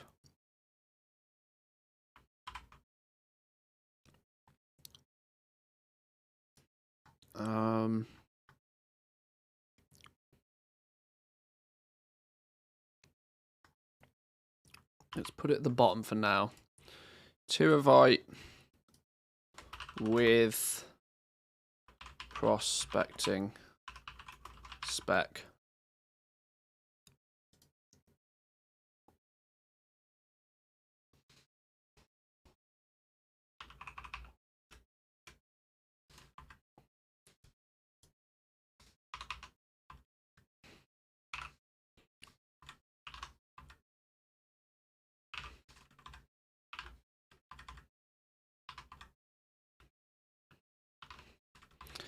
I don't need to worry too much about making this super user-friendly because this isn't a sheet that's going anywhere anytime soon. So as long as I know what's going on with it, for now it's fine.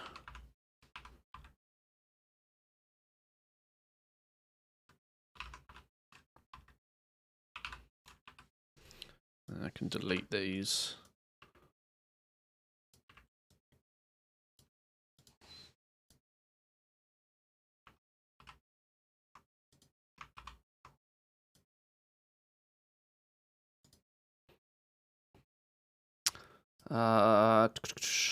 Okay. So then we can also... Why is there a gap there? Why is there a gap there? Is there a gap up here? There is a gap up here. How the hell has that happened? Oh, I know how that's happened. Boo. That goes up there.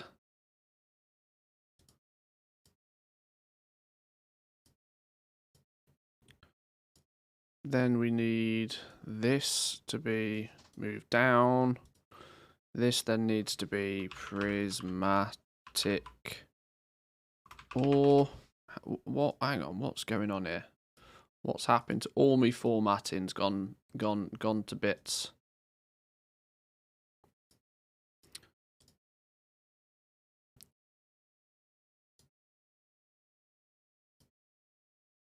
Everything's going wrong.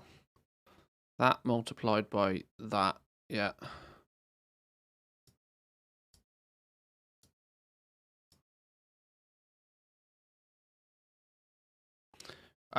Which actually means this table. Oh, this table isn't going to have... Oh my god, I've broken so much.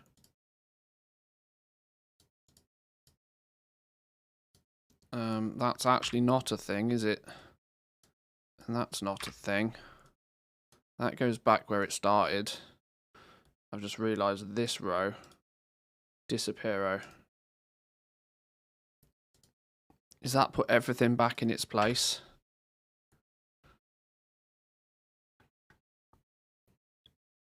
Now I need to fix this down here.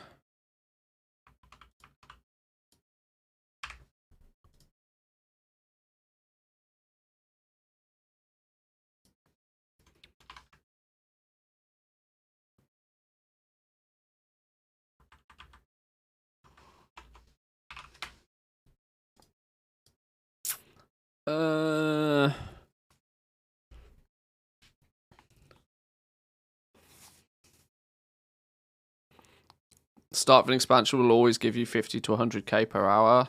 Pretty much so, yeah.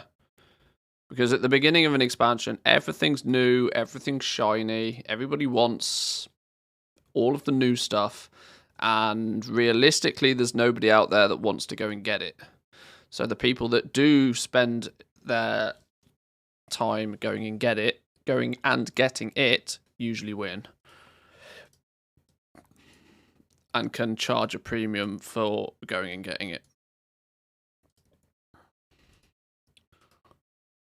Supply and demand.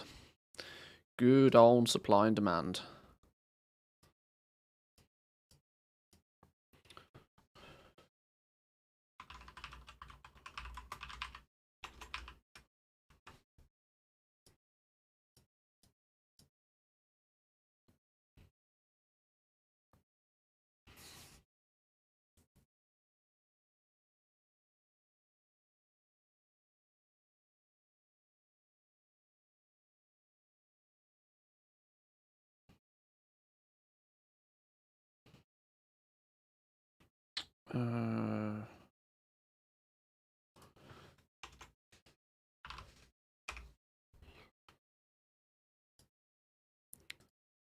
That's going to be wrong for all of those.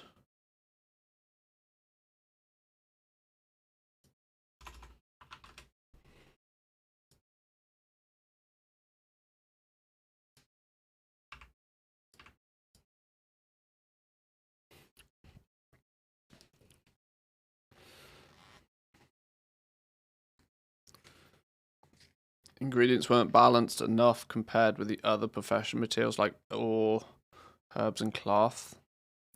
Heavy callus hide scenario was a fun one. Heavy callus hide was interesting. And it was just clearly because it wasn't so much of a balance thing. It's in terms, well, I guess you could say it is, but like there was no real, I don't think there was quite the understanding by Blizzard that the demand and the price that people would pay for it would have been that high. This is one of the difficulties Blizzard has when it comes to the professions and the economy, is that you can't test it. You can't test it until you physically put it in the hands of players and start to let players do what players will do. Blizzard probably would have never, ever in a million years suspected that people out there would spend more than 2,000 gold a piece on a single piece of heavy callus hide. Which people were only willing to do that because the crafted legendaries that were coming from that heavy callus hide, people were still willing to spend like hundreds of thousands of gold on them. Blizzard couldn't have easily foreseen that because they would, it wasn't tested very well. I mean, I still was able to work out, and if I could work it out, Blizzard could definitely work it out, that in the early days of the Shadowlands beta with skinning, it was quite clear that heavy callus hide was really quite rare. But I reckon Blizzard thought they'd done a good enough job of it because they'd also added callus hide, which if you get enough callus hide, which was easier to get, you could convert it up to heavy callus hide. So surely there wasn't going to be much of a problem, right? Skinning in that regard was relatively well balanced. The basic materials, you got lots of them. The intermediate materials, your heavy desolate leather, your callus hide, you got a reasonable amount of them. And then in a very sparing fashion, you would get heavy callus hide skinning by itself. But the expectation probably wasn't there that people would be willing to spend so much gold on the legendaries, which in turn sky hiked the price of heavy callus hide. And these things come out the blue, right? They come out the blue because, like I said, there was no expectation that people would have actually been willing to pay that much for them. But they were. Why were they? Because they were best in slot bits of gear. And people will pay whatever the hell they need to pay to get their hands on best in slot gear.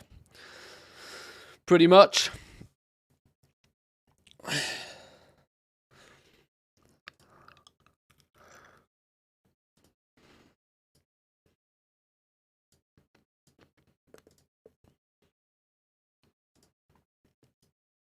Right, let's check my numbers all.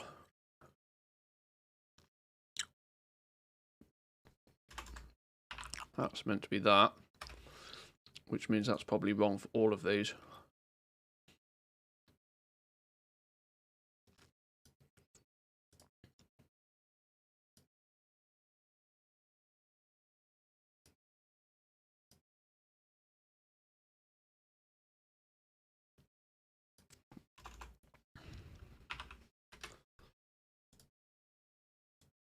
Boop.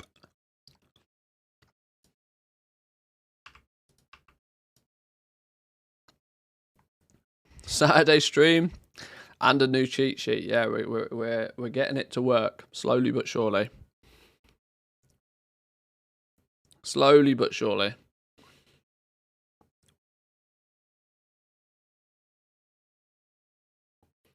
There's still some teething issues, but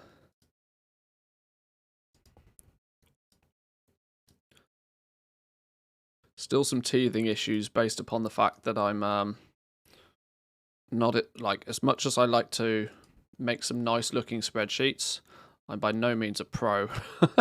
By no means a pro.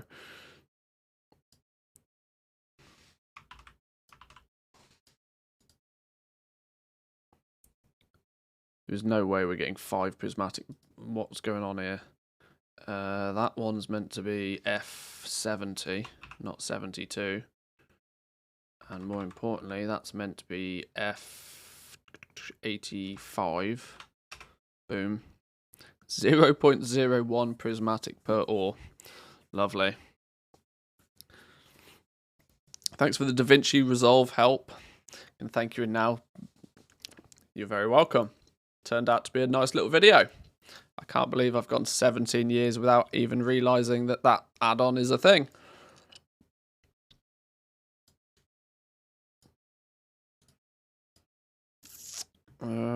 Okay. Do I think that that is representative enough of what prospecting Terabyte with prospecting spec? By prospecting spec, I mean the fact that you're tapped into making prismatic ore. I should probably consider prospecting spec this maxed. Because these are the only, what I can find through the spec trees, these are the only direct benefits that you get from here, because you're getting an increased chance to prospecting glass, and a chance to get prismatic ore, and then an increased chance of acquiring raw gems. So instead of trying to have it so that there's 3 weird and wacky tick boxes, maybe I should just, have you need to have the prospecting node maxed. These are going to be your prospecting rates, assuming this is maxed. So if we put 5 more in there, and I'm like, you know what? Boom. Because that's now going to give you the increased chance to get gems. So that's going to fuck up your prospecting. In a positive way, obviously. But for the purpose of tracking it, for the purpose of data, there's nothing in here other than more resourcefulness, the ability to learn a new spec, the ability to create an optional reagent that does nothing, gain the ability to use polishing cloth and increase the speed in which you craft a few extravagancies and glasswares. Okay, so none of that is beneficial for prospecting. Multicraft when finishing reagents, inspiration, resourcefulness, pounce, resourcefulness, inspiration. Yeah, so that feels to me like... And you're going to want to beeline towards the end of this anyway to give yourself the ability to prospect prismatic ore. So that makes sense. 25 points in prospecting is what becomes what I would consider the bare minimum. So prospecting Terabyte ore with prospecting spec, which we can put sort of in brackets to be 25 points in prospecting node, because that's then going to give you 3 additional rate-based bonuses over just normal prospecting, which equally now means this data's a bit fluff, but can't wait to see the new thumbnails. Well, we'll see how much I use it, because whilst it does look like quite cool, it can give me some character models and stuff. A lot of the stuff that add-on does, I kind of can do in Photoshop already. But having that little add-on in game might be quite cool for some basic backgrounds and stuff, if nothing else. Right. I think that's probably...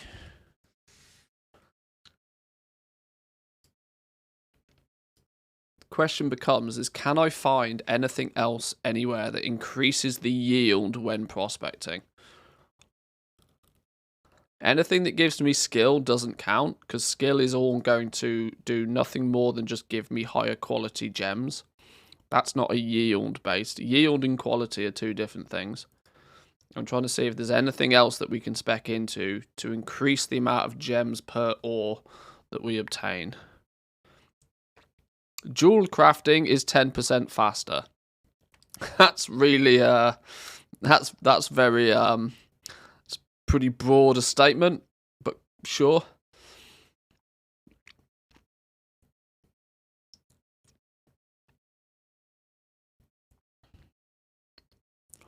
Okay. I'm quite sure at this point there's nothing else anywhere that's going to give me more gems when I prospect.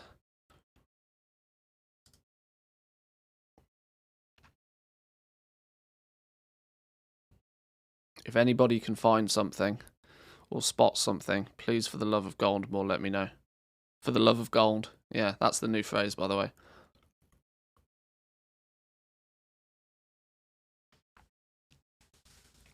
Have you been agent since I caught the stream? I've been alright. I'm still doing my thing. Busy. Beta's up. Professions are up. This is why I'm streaming 6 days this week, because busy. I'm assuming then IRL is catching you up then, with being you know, I know my stream schedule's terrible for people that actually have like regular jobs.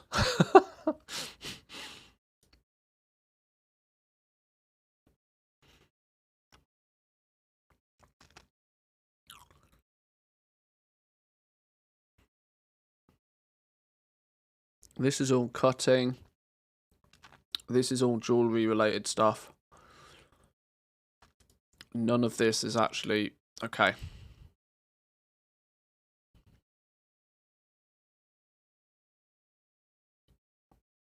Oh, hang on, what's this? Oh no, that's the yield of gems from hordes. Hordes are the 20-hour cooldown thing, so that's not a prospecting thing. Okay. Okay. Now, this is prospecting spec. Now we need to prospect more ore and compare. So let's put this lot in the bank.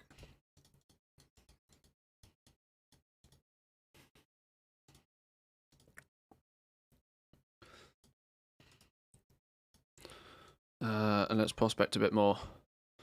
Let's prospect. I'll just delete that.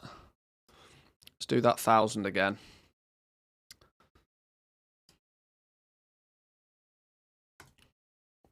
$1,000 basic ore, 200 prospects, go. Off we go.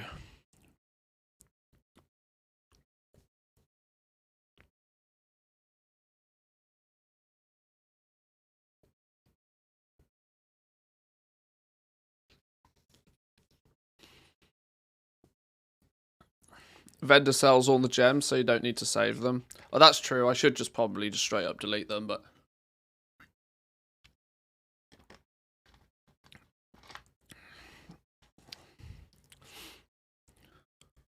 Streaming beta schedule is almost a metaphor for goal making. Lots of working being done now so that the effort put in now can be carried forward to the future and you can make bank.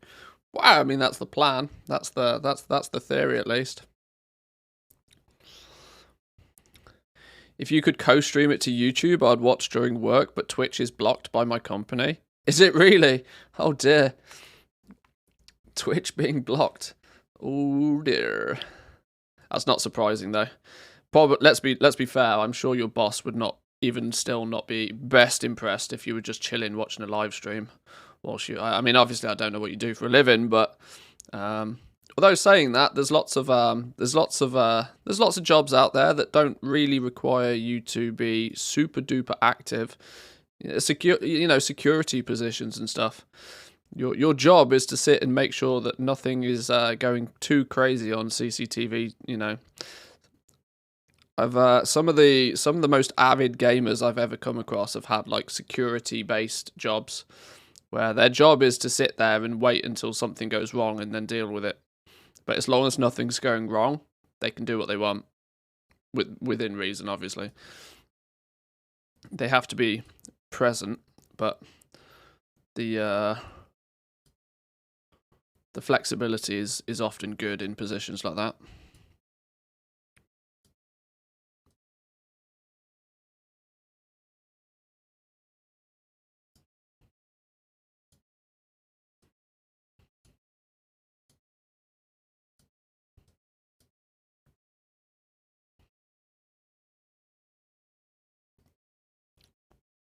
This batch of Tyrite ore now seems real dog shit. We're not getting any rare gems.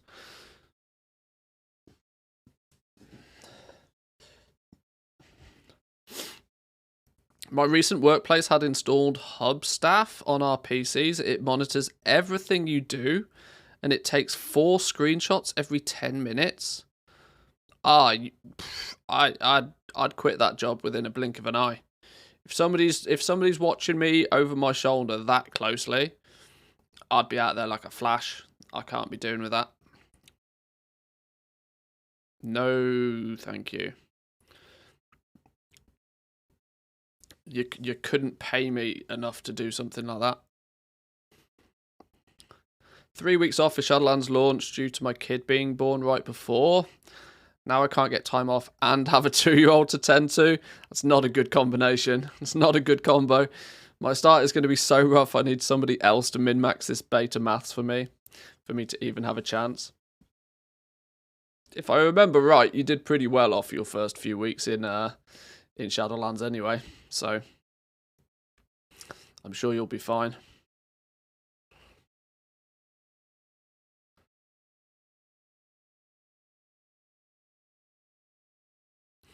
We seem to have very, very poor rare gem luck now all of a sudden. Like, it feels as if we've gone backwards with the amount of rare gems we now get. When the tooltip was meant to indicate that we should be getting more rare gems. Certainly doesn't look that way.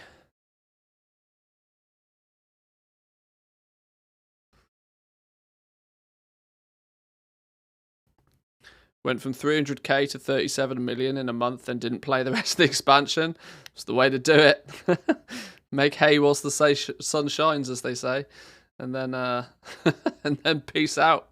See you later.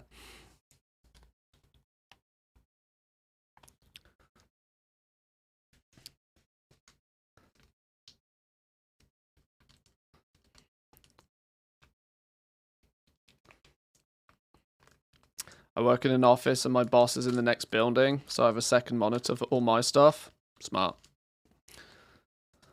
Got an invite to the beta 2 days ago, but now I'm having to finish up leveling my classic lock before the XP buff goes away on Monday. Yeah, I've seen a few people have this same conundrum. Do you focus on Wrath that comes out on Monday, or do you poke your nose around the beta for when retail turns up?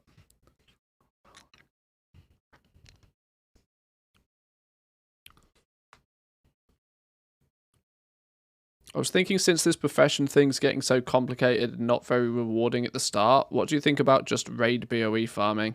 They sound good in Shadowlands. And any high item level BOE from a raid will always sell well. The issue is that, you know, farming it is not... it's like playing the lottery, right? I mean, if you get one to drop, then great. Otherwise, you don't know. We don't even know if there's going to be BOEs in the raid this time. Blizzard have been quite public about the fact that the amount of BOEs in the raid, they're being extra cautious with how they deal with BOEs. But probably, once the raid comes out, if you can farm it on lower, if you can farm trash in it in any way, shape or form, I can't say whether it'll be a better or a worse way of making gold, but it'll be a way to make gold, that's for sure.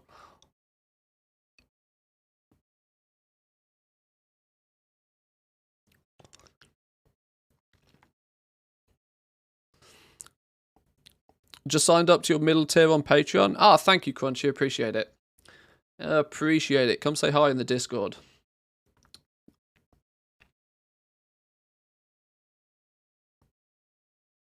Wasn't there a post saying that professions will be able to craft mythic level armor? Yes. There's a lot of confusion about it currently. A lot of people are up in arms for some reason that crafters are going to be able to make mythic gear, and then people are putting 2 and 2 together and saying that the game's pay to win. There is one significant thing that people need to learn quite quickly, is that it doesn't matter how much gold you have. There are bind-on pickup reagents that you will need to get from the raid itself to be able to upgrade the crafted armor to that high of a level. So you will only be able to craft and equip yourself with large amounts of mythic crafted gear if you are spending a hell of a lot of time killing mythic bosses already. We didn't get a single green gem. Not a single green one. Damn, RNG hates us. And we ended up with 10 Terabyte ore at the end of that again, which tells me that resourcefulness is kicking in.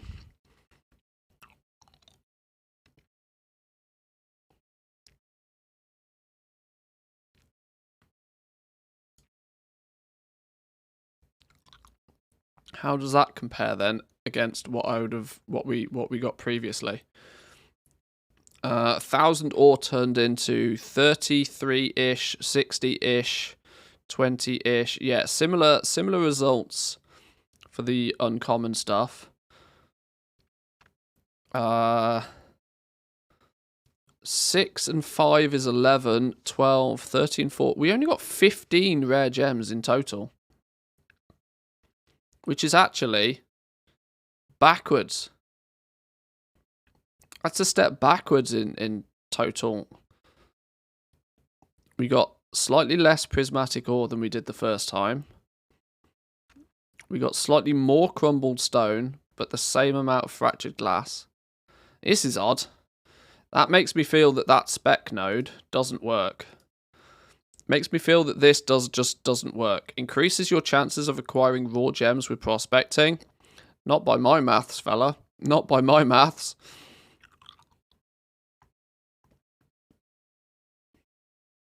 I don't think that works.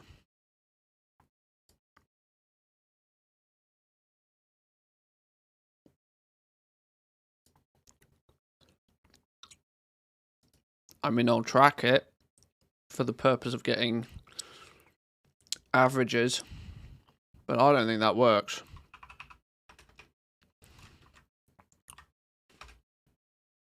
Sundered Onyx 29. Eternities, we got 65. 19 of these fellas. 35, sorry, of these. And 37 of those.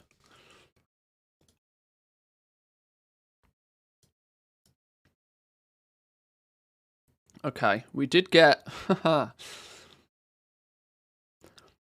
we did get more uncommon raw gems, but it was at the cost of lesser rare gems, which is the exact opposite of what you probably want. More data is required, me feels, because I think something's up with this.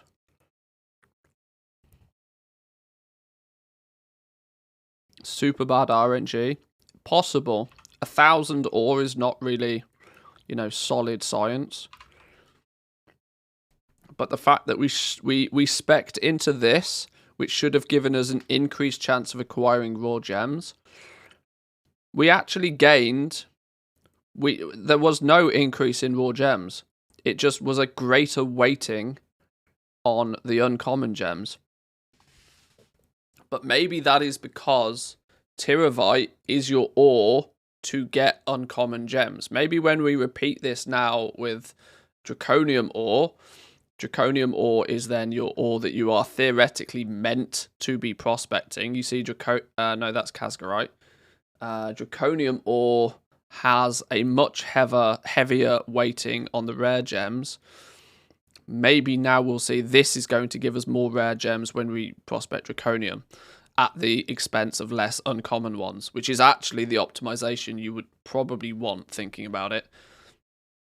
And then the real one, the real kicker is going to be, is Casgarite going to give us more diamonds because of this as well? And eventually we'll start tracking prismatic ore and prospecting prismatic ore and see what comes out of all of this. Because in theory, prospecting the prismatic ore now has a chance to contain Casgarite as well. Which could be a funny little prospectception. 0 on the diamond front. Prismatic ore, we got 5 of them. How many crumble stone? 219. Fractured glass, 223. And those silly cluster things that I'm tracking for no real reason, but just because they're there, we might as well. Okay.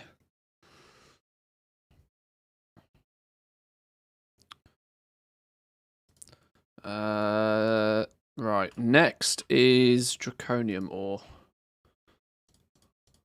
Once again, I know I don't need to really save these, but I am just because I can.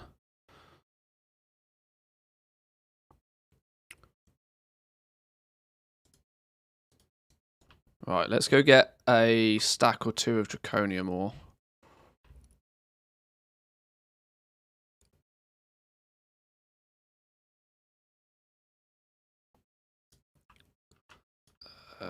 Is it you? Draconium ore, here we go.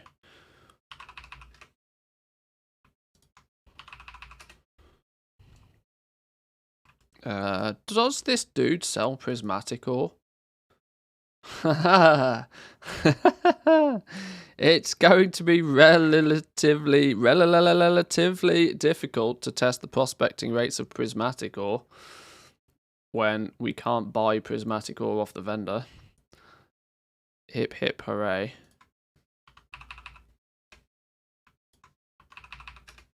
Or can we? Is it just hidden somewhere else? No. No prismatic ore for testing. Well, we ain't going to be prospecting much of that for testing then.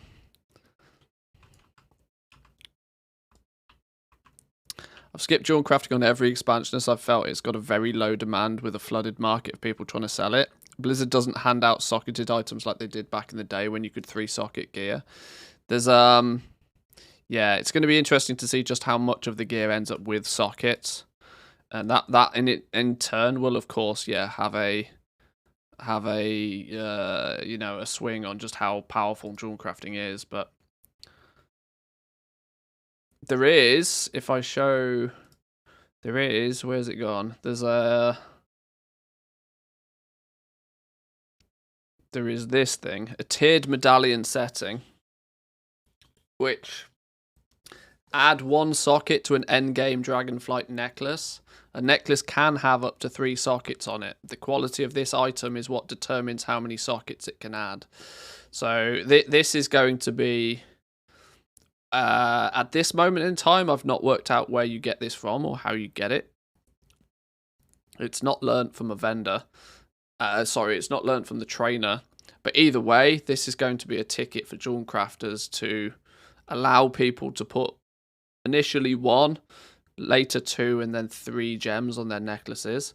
But that's still only 1 slot, right? That's still only 1 slot. So yeah, we'll see.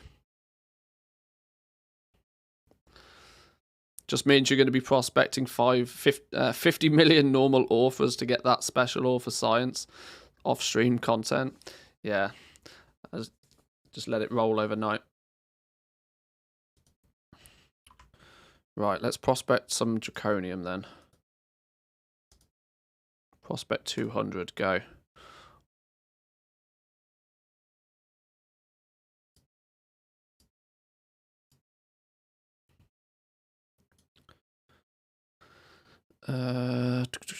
Purple, orange, green. Purple, orange, green, red, blue.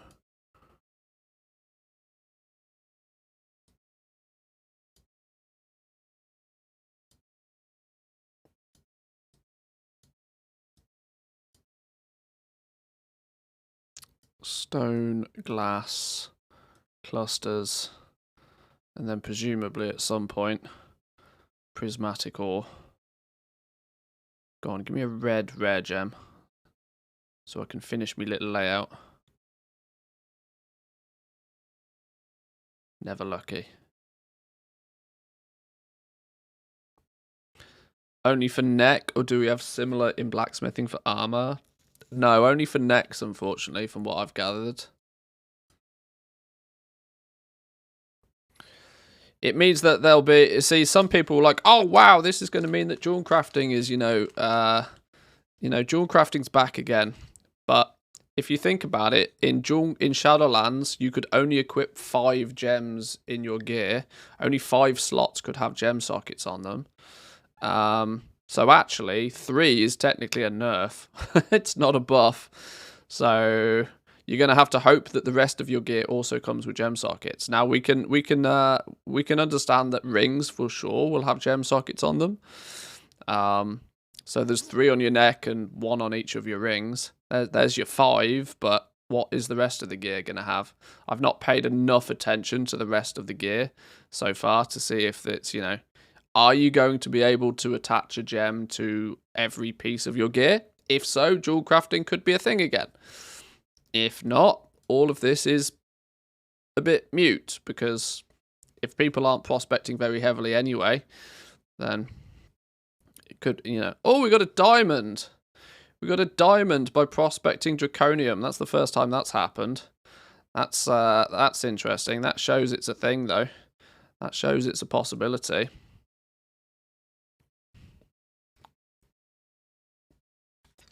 I think that's the first time I've ever had a diamond from prospecting draconium. So maybe there is a chance, it's just very small. Very, very small. Maybe there's a minimum skill requirement needed to get these from draconium as well. This is all making this prospecting testing more complicated than I was hoping it would be. Whilst that's doing its thing in the background, then let me do a no, that's the wrong sheet. That's the Shadowlands one. Where's me Dragonflight one? Is it this one? Oh, it's here. Derp. Let me make a can I make a simple assumption that it's just this in disguise? It's just this with a different name, isn't it? We can copy that and we can go paste a Rooney.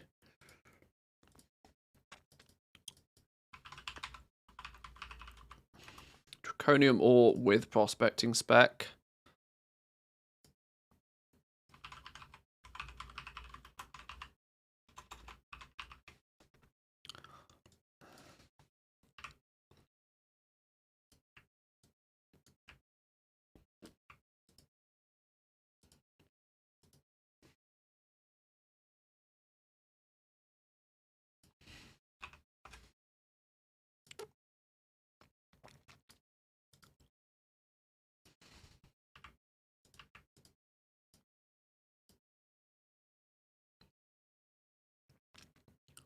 Okay.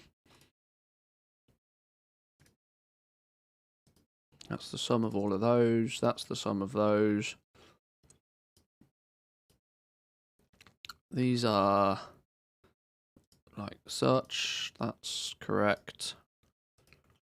That's correct. That's correct. What's going on over here? That's meant to be U91.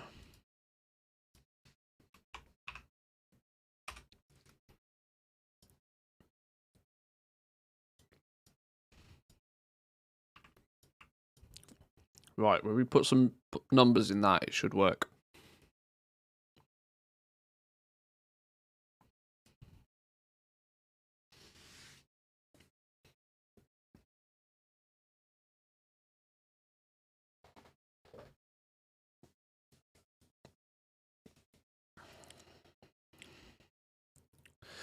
Sounds like my 50 mil prospecting suggestions gaining traction. Yeah, if we're going to get any sort of reliable data on things like these diamonds. But like I said, draconium ore and tyrivite ore, you'd be actually bonkers to try and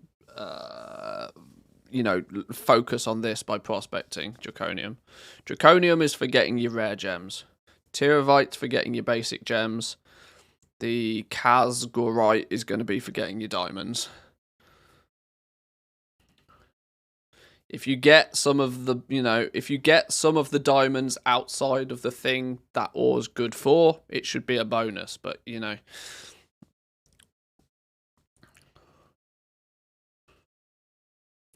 shared my guide and video in the content creation corner of the Discord. Yeah, absolutely. That's exactly why it's there. Exactly why it's there.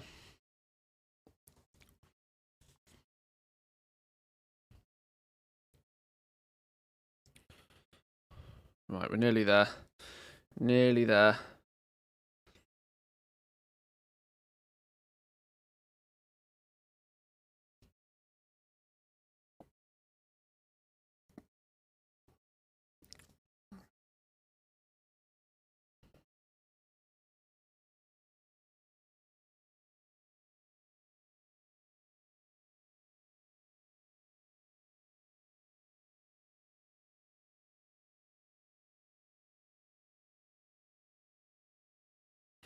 The slight frustration is going to be that there's a good chance that between now and the game going live that Blizzard might tweak and change these rates, meaning that the data we get here may not be particularly valid once the game goes live. But what this is good for is it's showing how the pieces of the puzzle fit together. At least if we now know that by the time you spec into prospecting, there then becomes the ability for you to get diamonds from draconium ore, even if it's still, not that 1 in every 250 ore you'll get a diamond. Now, at least it means that, it becomes valuable to put some spec points in that direction.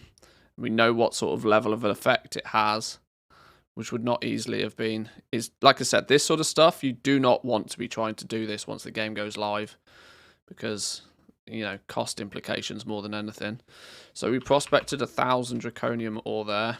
We resulted in 55 of these, 94 of those bad boys, 33, 47, and 47. 276 uncommon gems from 1,000 ore. It's not a bad start. 15 of the rare purples, 50 nosdorites. Yosemals, we got 23 of them. Alexstrasites, we got 13, and 19 of the malagites. We, interestingly, this time round, did get 4 diamonds, and yet only 7 prismatic ore. The prismatic ore seems a little off.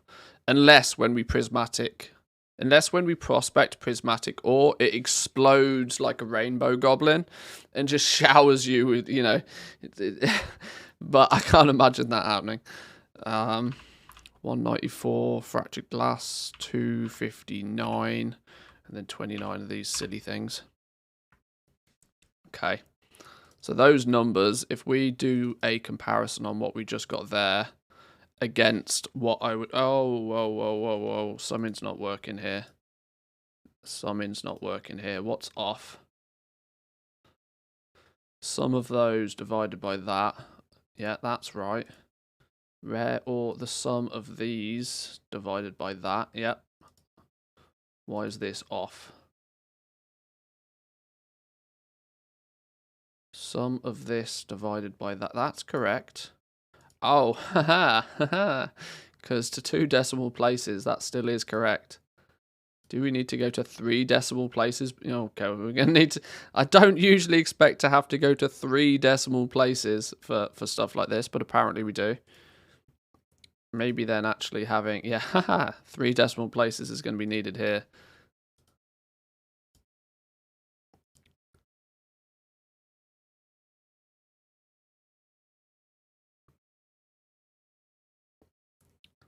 For the sake of accuracy, sure.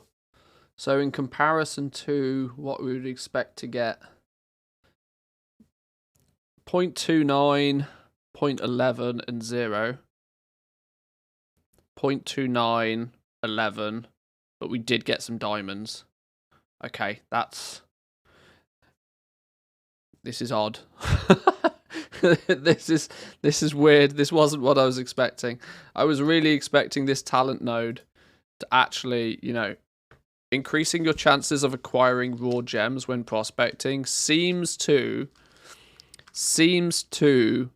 Let's actually make be sweet, more. sweet profit together. Nice. Saturday stream. After long time, finally seeing you live, smiley face. Seeing me live, seeing me live. Good old TTS, not getting the words right. But welcome in, Natty. Thank you very much. Appreciate it. 17 months. That's good efforts. It feels more like this doesn't so much increase your chances of getting more gems. What it's actually doing is when something would usually give you a uncommon gem, it's deciding to, okay, well, in this scenario, then I'll give you a rare gem instead. And instead of getting a rare gem, it's then like, right, okay, now you can have the epic gems. This seems to bump up your your rarity of gems.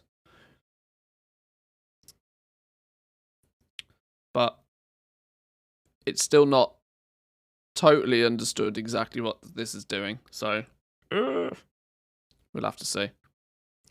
Like I said, the problem is 1,000 ore is not really much of a baseline. I would like to be prospecting a little bit more to get a better idea of it, but it takes time.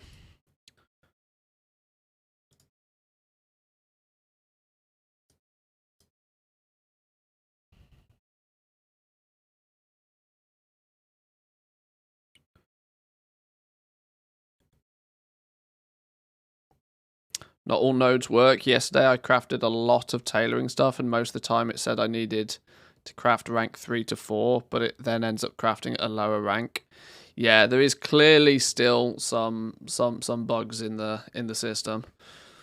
But the time and the effort that we put into at least, getting this set up and trying to work out the basics means that when they do come in and they do, fix these bugs and they do some balancing and stuff, all it means is I have to go through and just do a quick couple of changes here and there, rather than this was the problem I made with Shadowlands when Shadowlands went live. I sat back and I waited for Blizzard to quote unquote finish what they were doing,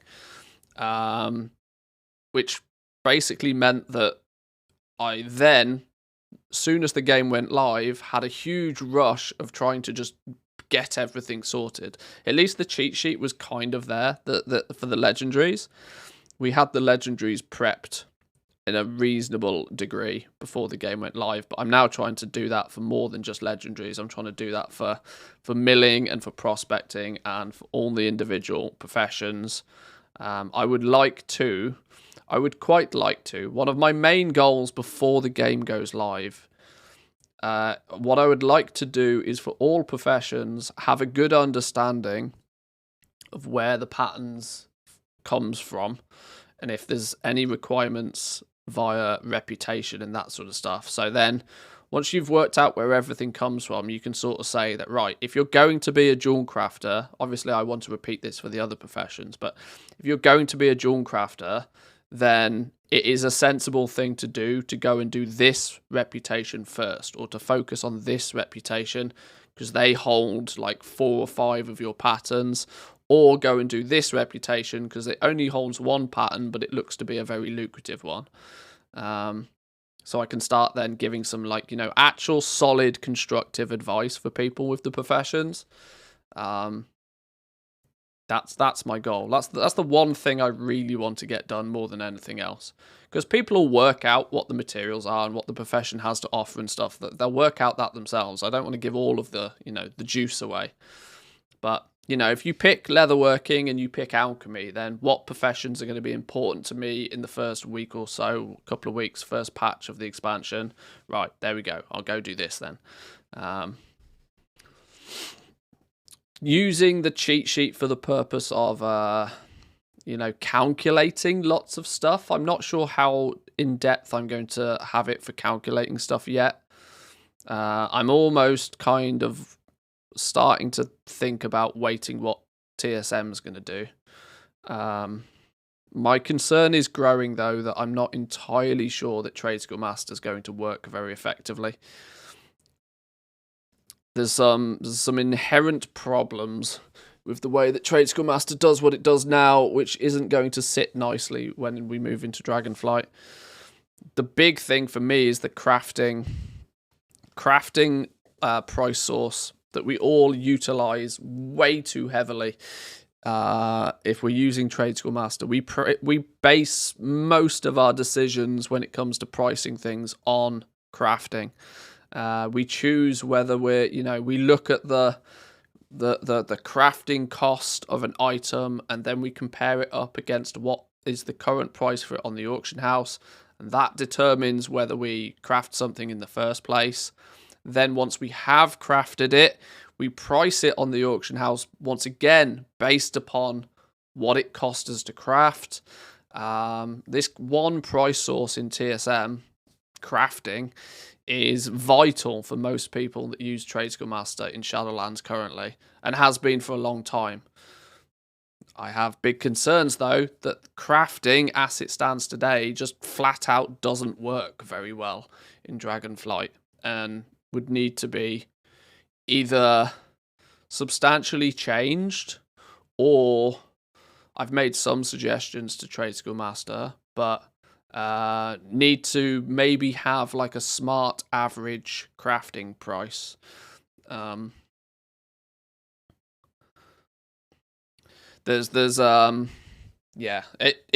means that spreadsheets are actually going to be key, I reckon, at least for the first patch. The problem with trying to change that is that it only takes 1 or 2 people to not get the memo and keep using crafting price as the base for sale price. Yeah, true. But if people continue to use crafting as it is today, then it will be their loss, because it will just be wildly inaccurate. I've come up with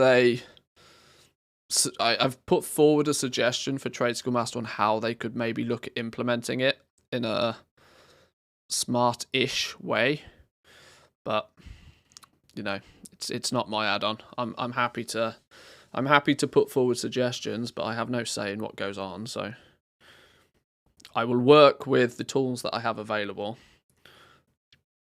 But the reason I'm putting a lot of effort into my spreadsheet right now, and a lot of effort into trying to work all of this out manually myself, is that I want to not have to rely on an add-on to do it all for me, because I'm not sure the add-on will be able to do a lot of what I want it to do.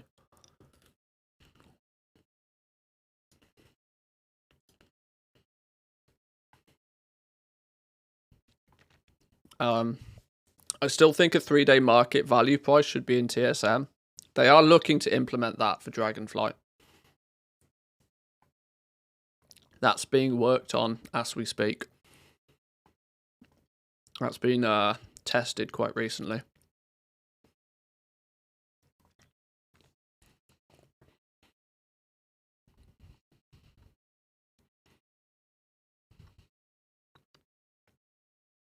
Okay. Now my question then, I guess, is when we do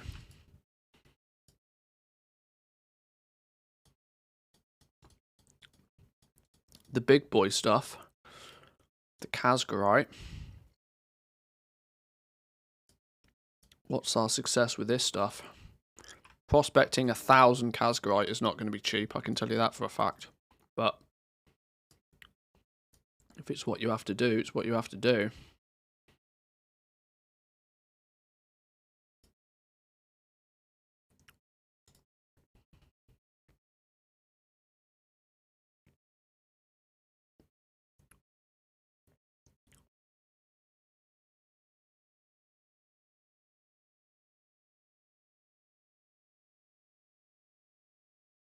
Shadowlands start, there's a lot of talk about TSM was going to stop updating. Did that get resolved or handed over to another? No, it's still all cooking nicely. Sapu's still lead developer. Is it Monday already? Not quite, Haddock, no, but welcome in. Not quite, but busy bees at the moment, so we're, bonus Saturday stream.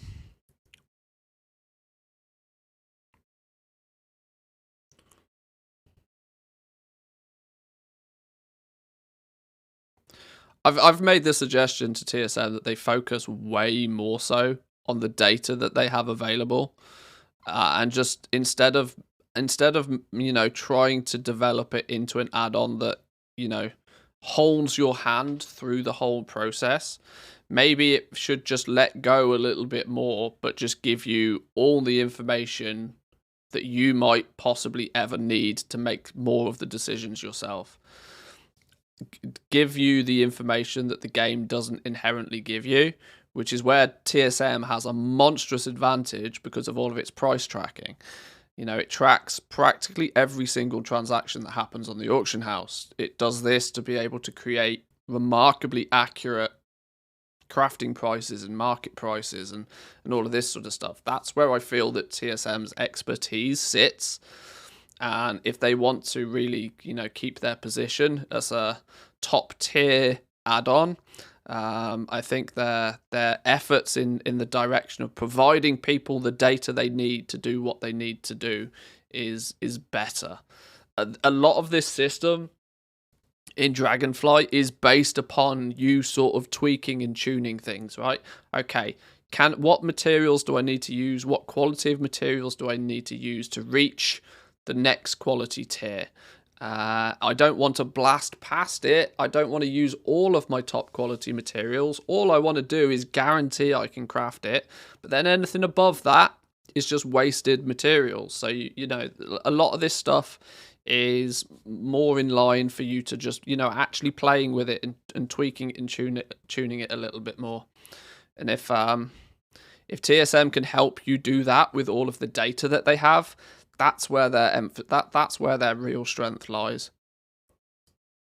Being able to click restock and expecting it to do its thing is almost unrealistic nowadays, I feel. It'd be nice if it did, but it feels a lot like they should approach Dragonflight with a system that works.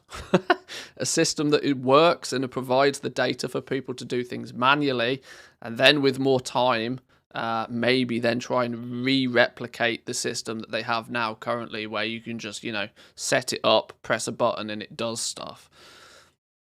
That seems a lot less feasible to achieve for me personally, but obviously I'm not a developer. I don't know how long it takes to develop all of this sort of stuff.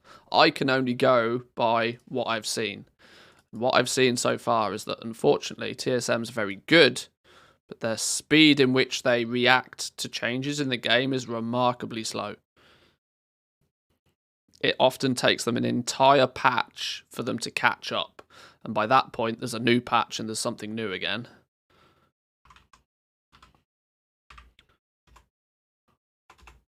Kazgorite.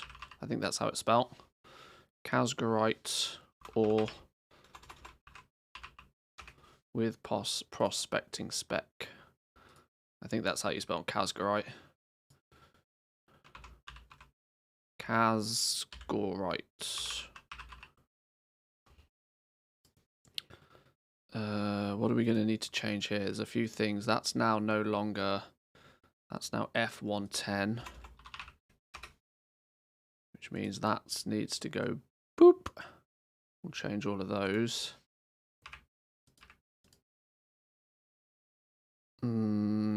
These still correct? Yep. These still correct? Yep.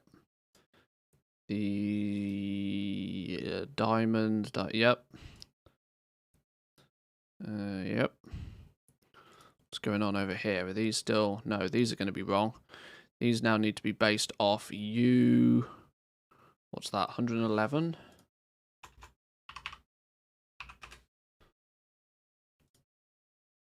Boop. Oh, why does that not look right? That doesn't look right at all, does it? No, because it's not U 111. Boom. Let's try again. That's better.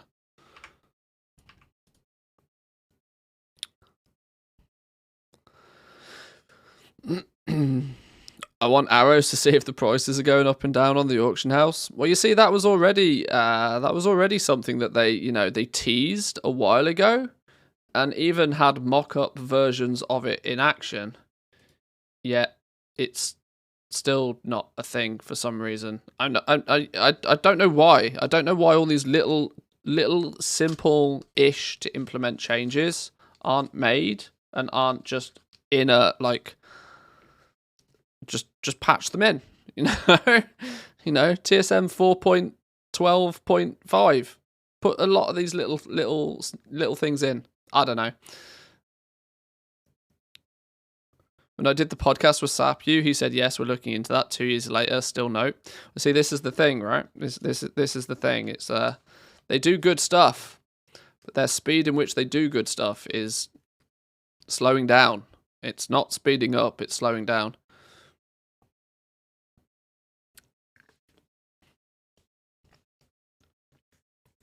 Right, is our prospecting done in the back? Are we finito on the prospecting? We should be.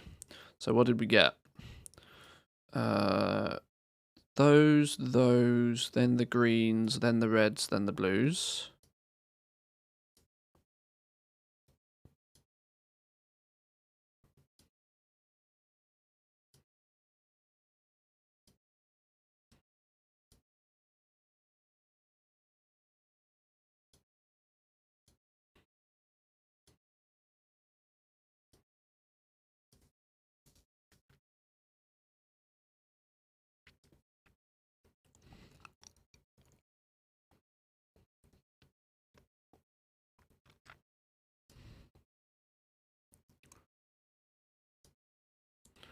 Right, so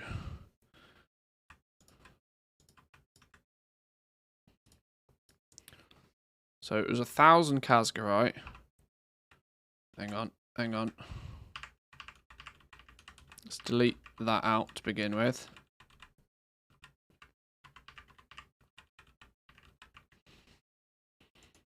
What do we get? 14 of those. 28 of them fellas. 25 of these. Queen's rubies. 18. I'll catch up with chat in a minute. Hang on. Important numbers. 18 of them. 41 of them. Emeralds, we got 22. Alexstrasites, we got 16. Malagites, we got 12. Diamonds, we got 14 diamonds. Big numbers. 1 prismatic ore. Are you jesting? Oh, Lord, okay. Crumbled stone, 105. It's clear to say that prismatic ore is still a bit broken. I'm relatively certain this prismatic ore business will get taken out of the game. 120. Either that or it will be reserved for a later patch. Best case scenario. As it seems still remarkably broken.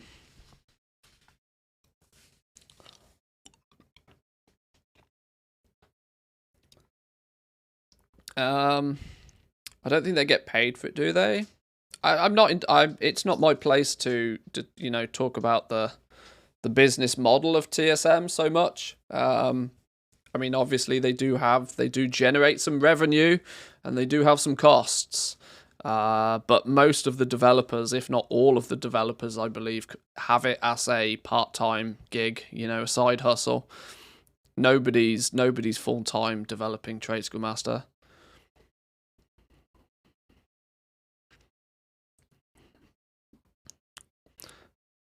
Yeah, Muffin works for Blizzard.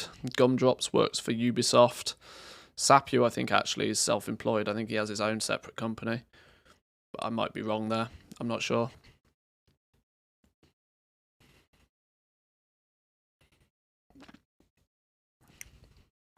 It's very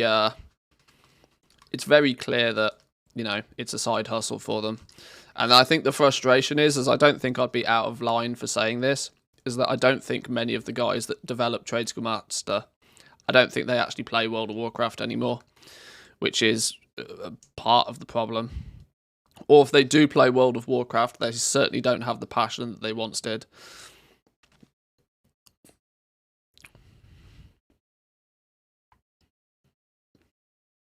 Which means, they just straight up do not see the game in the same level of detail that a lot of us do, which means they're almost blissfully ignorant to some of the changes that are taking place. It is much slower for them to react to stuff. They're certainly not overly proactive in regards of like, we need to have a launch ready, stable solution for people. It will be ready when it's ready, sort of thing. But like I said, it's an add-on for a video game. The opportunities out there for people to make big bucks off making add-ons for video games is not big. It's hard to make any money in the gaming industry as it is. Never mind making add-ons for a game.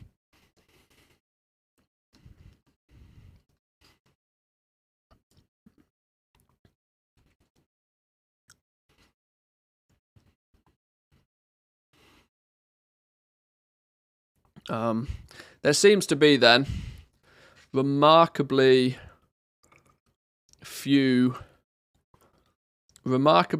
ways to acquire prismatic ore at any form of scale.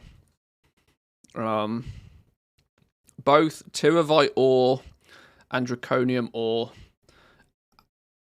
paint a picture of them having very similar prismatic ore rates once you unlock the prismatic ore, but certainly not are you going to be mass prospecting much of this at any point in time. Which in turn sort of feels a bit strange that there's then even a further specialization saying that when you do prospect prismatic ore, it has the chance to contain Casgorite, which is, it's like saying, if you win the lottery and get enough prismatic ore, you get another ticket to try and win the lottery again. It's you ain't never winning the lottery twice in a row. But equally, it's, prospecting rates could just be broken. It could easily just be broken.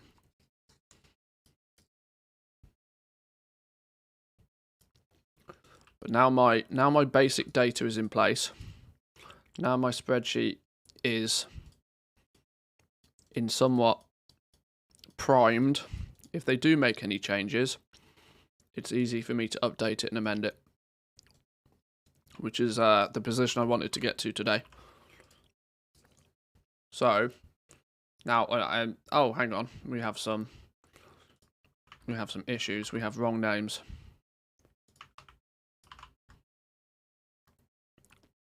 Oh no, now we have really wrong names. Casgorite ore price, draconium ore price. Now we have this, this looks like a lot, and I appreciate this looks like a lot. But now, if you go, what I've basically done here is I've made a base rate prospecting for, base rate, the default prospecting rates for most people, and then some separate prospecting rates for if you do choose to spec into prospecting aggressively.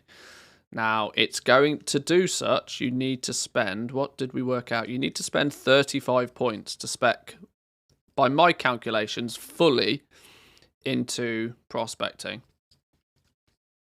But, as it stands right now, I wouldn't suggest it, as that's 35 points that could be spent elsewhere, very clearly. As the difference between speccing in and not speccing in is not sufficient enough for me to bother. Maybe not at the start of the game, when the knowledge points are more lucrative. Maybe when I run out of interesting things to spend knowledge on, then maybe I'll spec into prospecting. But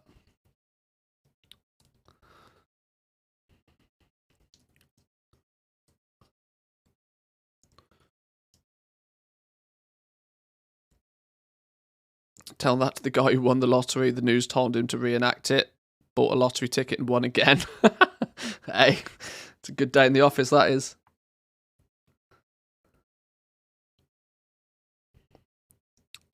That's quite some win. But okay. What I can now do, like I said, now that I've sort of worked out what I'm going to consider being prospecting spec. If you're prospecting spec, you've put 25 points into the prospecting node. That's the requirement to be a prospecting spec Jewel Crafter. If you are not a prospecting spec Jewel Crafter, your rates are going to be slightly different than those that are. Okay. I don't think that there's much more I really need to test with Jewel Crafting right now, other than maybe zerging it up to max just for shits and giggles. But I don't think there's any. Is there really any worth doing that? I don't think there's really any worth doing it. What would be quite interesting is to start trying to work out where the flippity doodah half of these patterns come from, because there's clearly lots of stuff here, like the PvP gear, for example. Where the hell does the PvP set come from? Is there going to be a PvP vendor? Are you going to buy these recipes with Honor or something? What's going to be the crack with these? Actually, before I do that, it might be more sensible, because if I find a vendor out in the world, it makes a lot more sense for me to find a vendor and go, oh, this vendor has lots of recipes on it. Let's fill out these recipes for all the professions. What's next on the list for the day? I don't know. You know, the next thing on my list might be to eat some food. Your wallet? Or are you just glad to see me? Kitty, thank you very much for the tier 1. Appreciate it. Welcome in. Hope you're having a good weekend. Hope you're having a nice, chilled, relaxed weekend. Or are you on that grind? Who knows?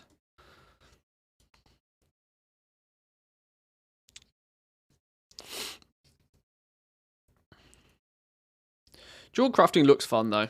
The fact that they start to make pets again, this is quite cool. I need to work out where these come from.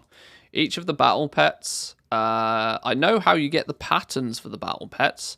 The patterns for the battle pets actually come through the Dragon Scale expedition. If you, where were they? They were somewhere along the lines. Yeah, come on, do your animation business. One of these, somewhere along the lines, it's quite deep in actually. Jewel Crafting Designs 1 gems. Purchase the designs for Radiant Malachite, Energized Malachite, Sensized Nelthorite, and Keen Nelthorite in Dragon Scale Base Camp from Boss Magor. Ooh, there we go. I should probably put them in the sheet, right? Bought a PS5 for the kids. Now they leave you alone. Hey, that's a win. That's a smart move. That's a smart move. I wish my parents were that smart when I was younger. That's a smart move. Oh, hang on. Dragons. Yeah. I know. I remember why I paid close attention to the Dragon Scale expedition. I spotted a lot of this Jewel crafting stuff and was like, you know what? I think this needs attention. More Jewel crafters designs.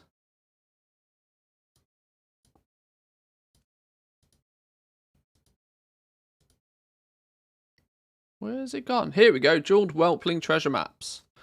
Unlock the ability to find treasure maps leading to jeweled whelplings, materials, and patterns. Speak to Boss Magor in the Dragon Scale base camp for your first treasure map. So you've got to get all the way to renown 21 before we're going to unlock the pets. Or at least give us the option to unlock the pets. The Quack E-Quack modulator. Purchase the Quack E voice modulator in the Dragon Scale base camp from Pathfinder Jeb. A crucial invention for the replication of the unique duck call for the Quack E companion. Sure. You have robot ducks on the go now.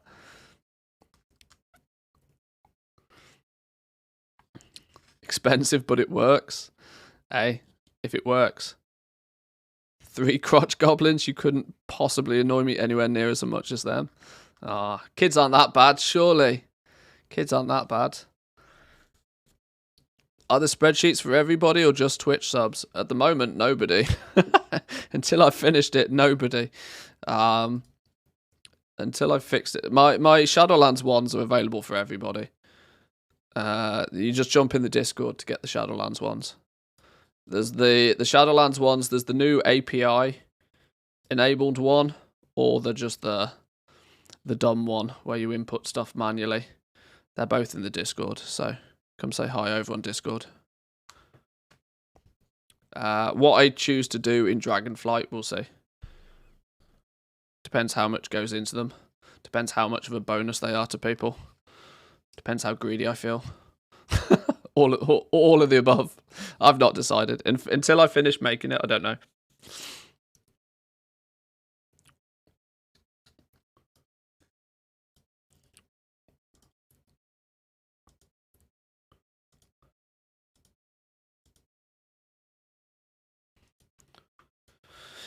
Okay, I think I'm about done with junk crafting. I can't possibly feel that there's any more I can do with junk crafting right now.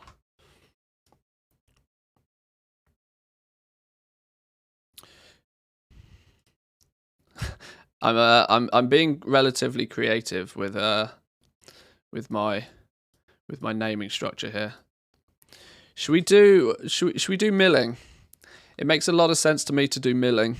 I know I started the stream 3 hours ago saying should we do milling, but I think like one of the things that's super duper mega difficult to test without cheat vendors is milling, and it's also something that I clearly didn't pay anywhere near enough attention to in Shadowlands, and it annoyed people because herbalism, inscription, milling, alchemy is a big corner of gold making that I basically ignore.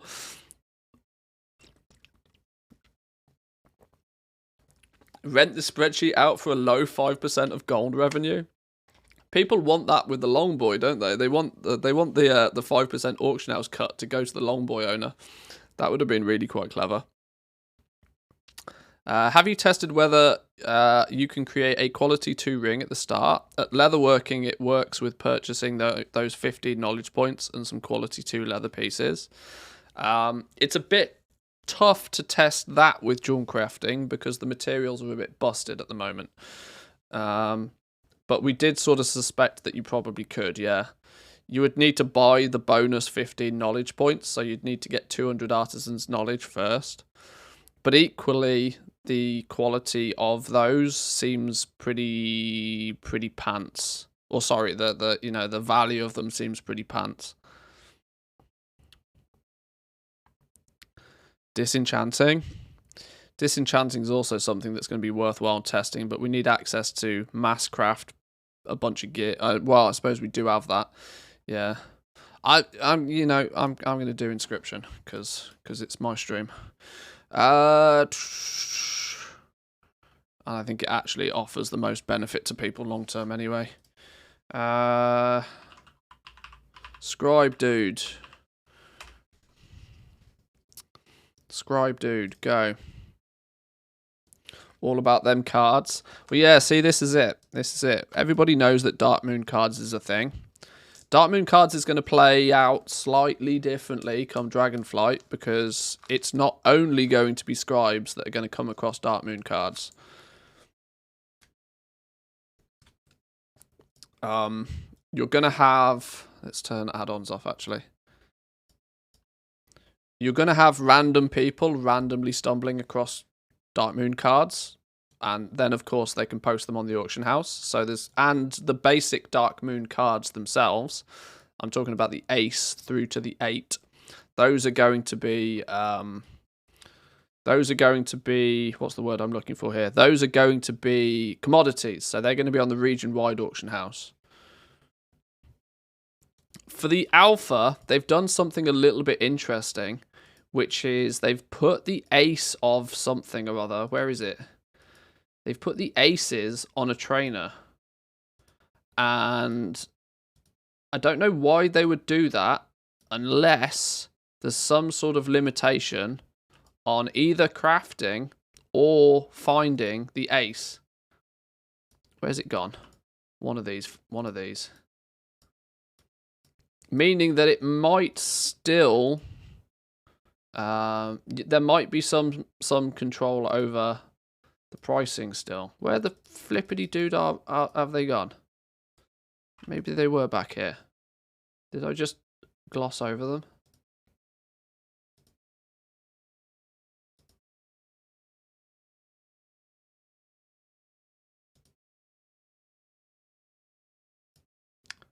Okay. Well, then maybe I lie. They were here at some point. Surely they're not on, like...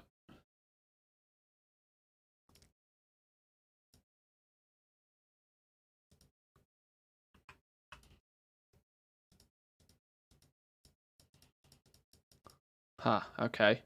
Well, maybe ignore everything I just said then, because it doesn't appear to be a thing. Let's play. Let's play. Inscription. Go. Gimme, gimme, gimme.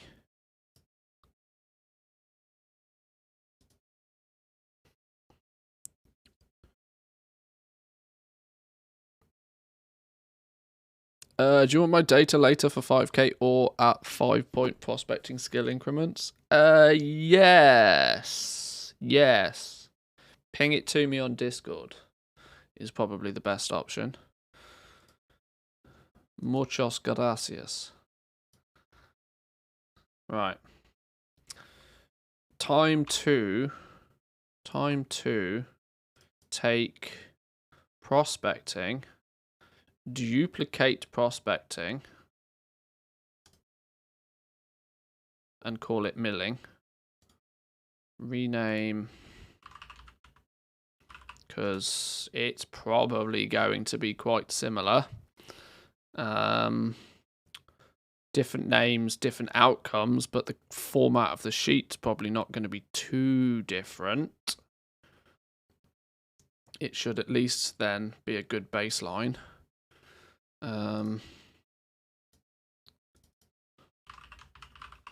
Milling dragonflight herbs.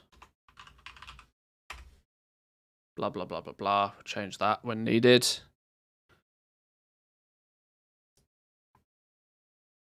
Right, let's not mess about. Let's get us some herbs.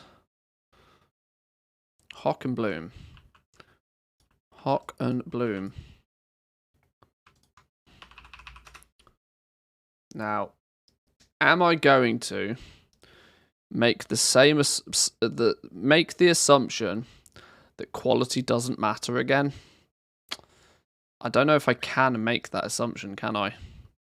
This is going to be annoying. I'm not sure I can make that assumption. I think I'm going to have to test some of all the different qualities before I actually make that assumption. I'm hoping it's the same as jewel crafting, where the quality outcome is partly determined by the quality in the output is determined by the input, and also adjusted in value based on your skill.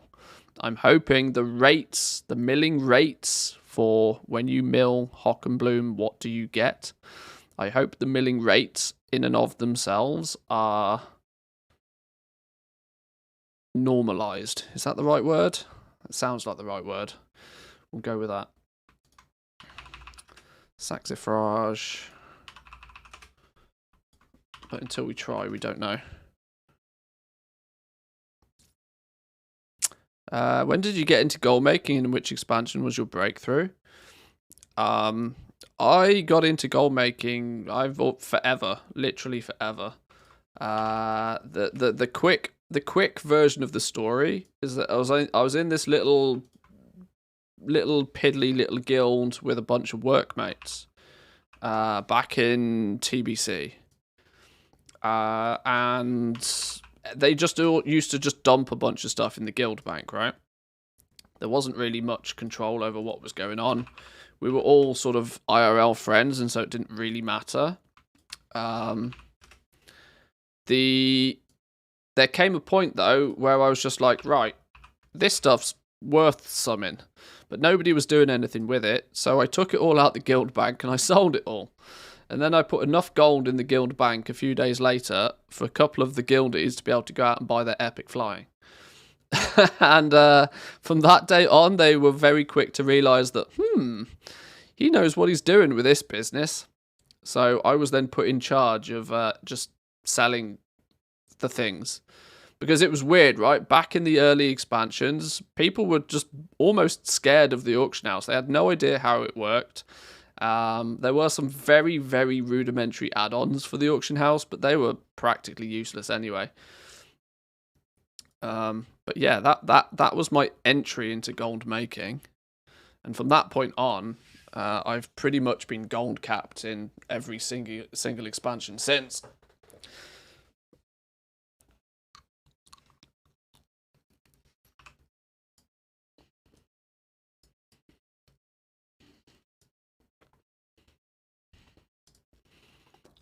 Right, Hock and Bloom, I feel, is the boring one.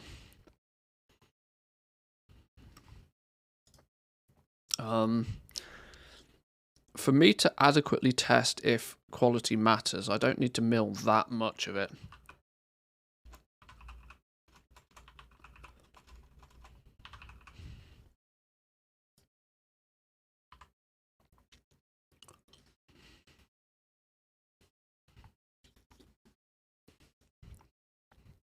Oh my god, I got quality 2 straight off the bat.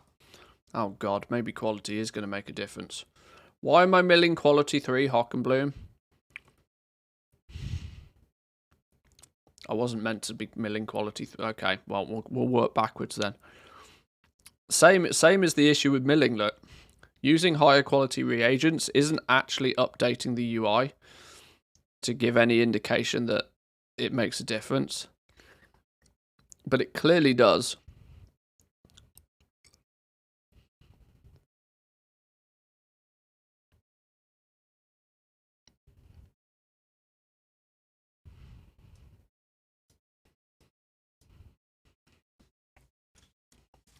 F6 feedback, please slow it down for immersion. Oh god. No. Speed it up for Christ's sake. Faster now. WoW's long overdue, another gold cap. 10x inflation's up there. You're not far wrong, to be honest. It's been 10 mil for a few expansions now, I feel. Although, I'm a little bit going out on a limb when I state this. But I tend to feel that 10 mil in Shadowlands was not outside the realms of possibility for most people quite easily.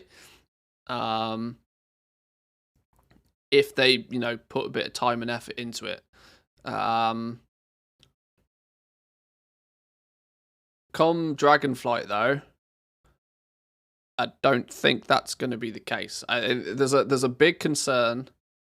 A big concern that once the first patch is done and everybody's leveled up their professions, don't matter what level of catch-up system they put in place, the majority of the system is done by the end of the first patch. Because quality is something you can overpower. You can overpower quality by having more skill. Quality system only matters when you are skill capped, right? When you can't, and in turn knowledge capped. The acquisition of knowledge points for the profession is what's going to slow down your overall profession skill, which in turn slows down your ability to craft things at higher quality. You can overpower the quality system by having enough skill. And you can gain enough skill by slowly but surely gaining enough knowledge. When we first saw this system, we quite quickly suspected that knowledge would be drip fed to you, like really slowly. And I still kind of feel that that's the thing. I think they're being quite smart and quite clever about how they're front loading a lot of the knowledge points. The first time craft bonus giving you a knowledge point every time means that people are going to unlock their specs and they're going to have 20 or 30 skill points quite quickly. But it paints a picture that that's the pace in which you'll get it. But then, Once you've done your first time craft bonuses and you've got your free skill points that way, it's going to slow down. You'll be looking at like three or four, maybe 5 talent points a day, or knowledge points a day if you're lucky. But that still means that people that stick with it consistently, in a few months' time, they'll be done. They'll have all of the knowledge points they need. Their spec trees will be maxed out. And where do you go from there? This is the issue. Where do you go from there? You can add new patterns that have an increased difficulty for you to chase something else. But you then can't do that for everything. That's only going to be very directional for like 1 or 2 new items. So this is why 10.0 is going to be really fun. No idea what's going to go in 10.1.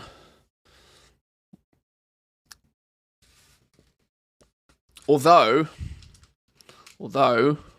similar to like what happened in the Shadowlands beta, we suspected that the process would be quite quick in Shadowlands, because in the Shadowlands beta, we saw all of the Crafter's Marks from the word go. We saw Crafter's Mark 1 through till 4 straight away. Yet, in Shadowlands, when it actually went live, they drip-fed us Crafter's Marks over 2 years. So they might look at doing something similar. We might, it's hard to tell. It's hard to tell. But right, what did we get from? We got we need to go to the bank. We've got plenty of materials. I need to keep on top of this because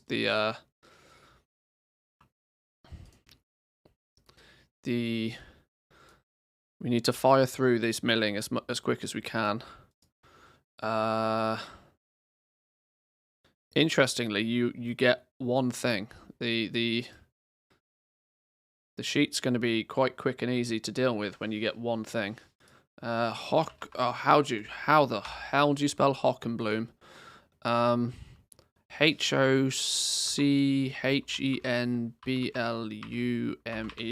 Hockenbloom.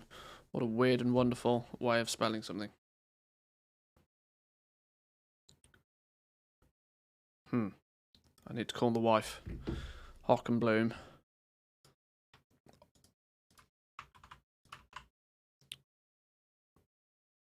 I'll fiddle with all of this in a minute. What do we get from Hockenbloom? Shimmering pigment.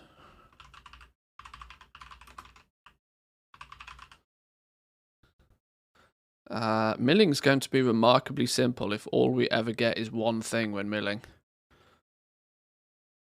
Not even in the same league. It's not even going to be in the same league. Because that's it. That's the entire it. That leaves me to think that the... how am I going to do this? How am I going to do this? None of that matters anymore.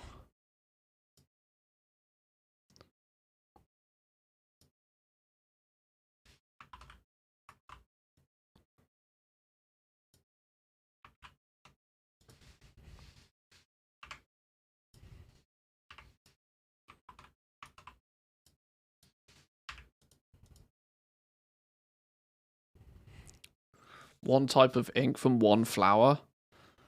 Wow, this is hella boring. We can bang this out in 20 minutes then. This is hella boring. It's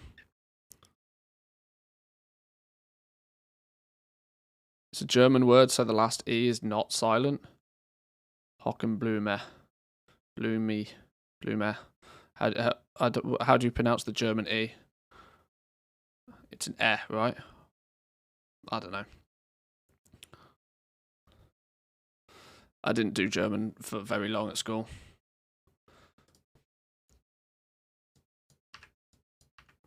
Okay, well, we milled 500 of it, and we got... Okay, maybe this is where we do care about... Maybe this is where we do care about quality. Hockenbloom at quality 3 gave us... Oh, I really hope this is not the case, but we'll see. It gave us 346 of that. and 9 of that, and 0 of that.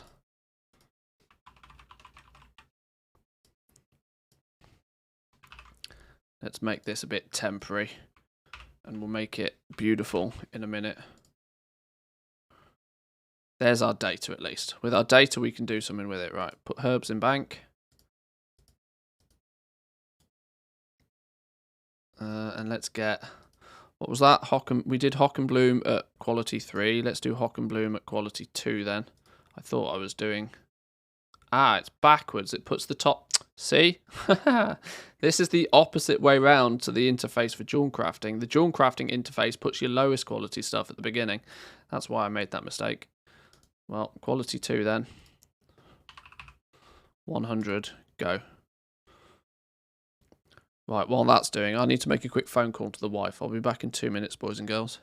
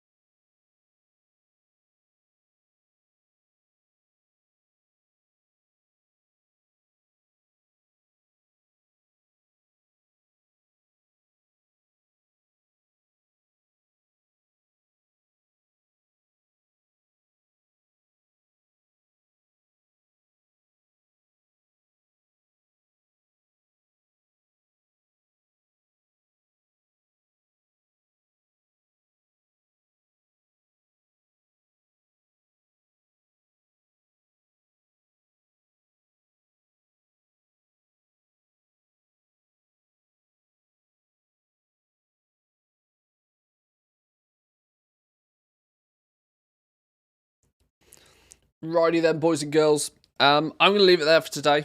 The wife is literally 2 minutes away. She's about to be home and she wants me to give her a hand with a bunch of luggage and stuff that she's bought. So it's probably wise and sensible for me to call it here for today. It was only a little bonus stream this morning. We'll continue with this on Monday. I might continue along with this passively, obviously, but we'll catch up again on Monday.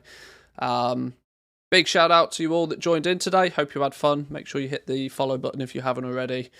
Come say hi over on the Discord. We're doing there's lots of discussion popping off at the moment, considering we're in the run-up to Dragonflight now. But thank you once again, boys and girls. Have a wonderful weekend, and I'll see you all on Monday. Peace.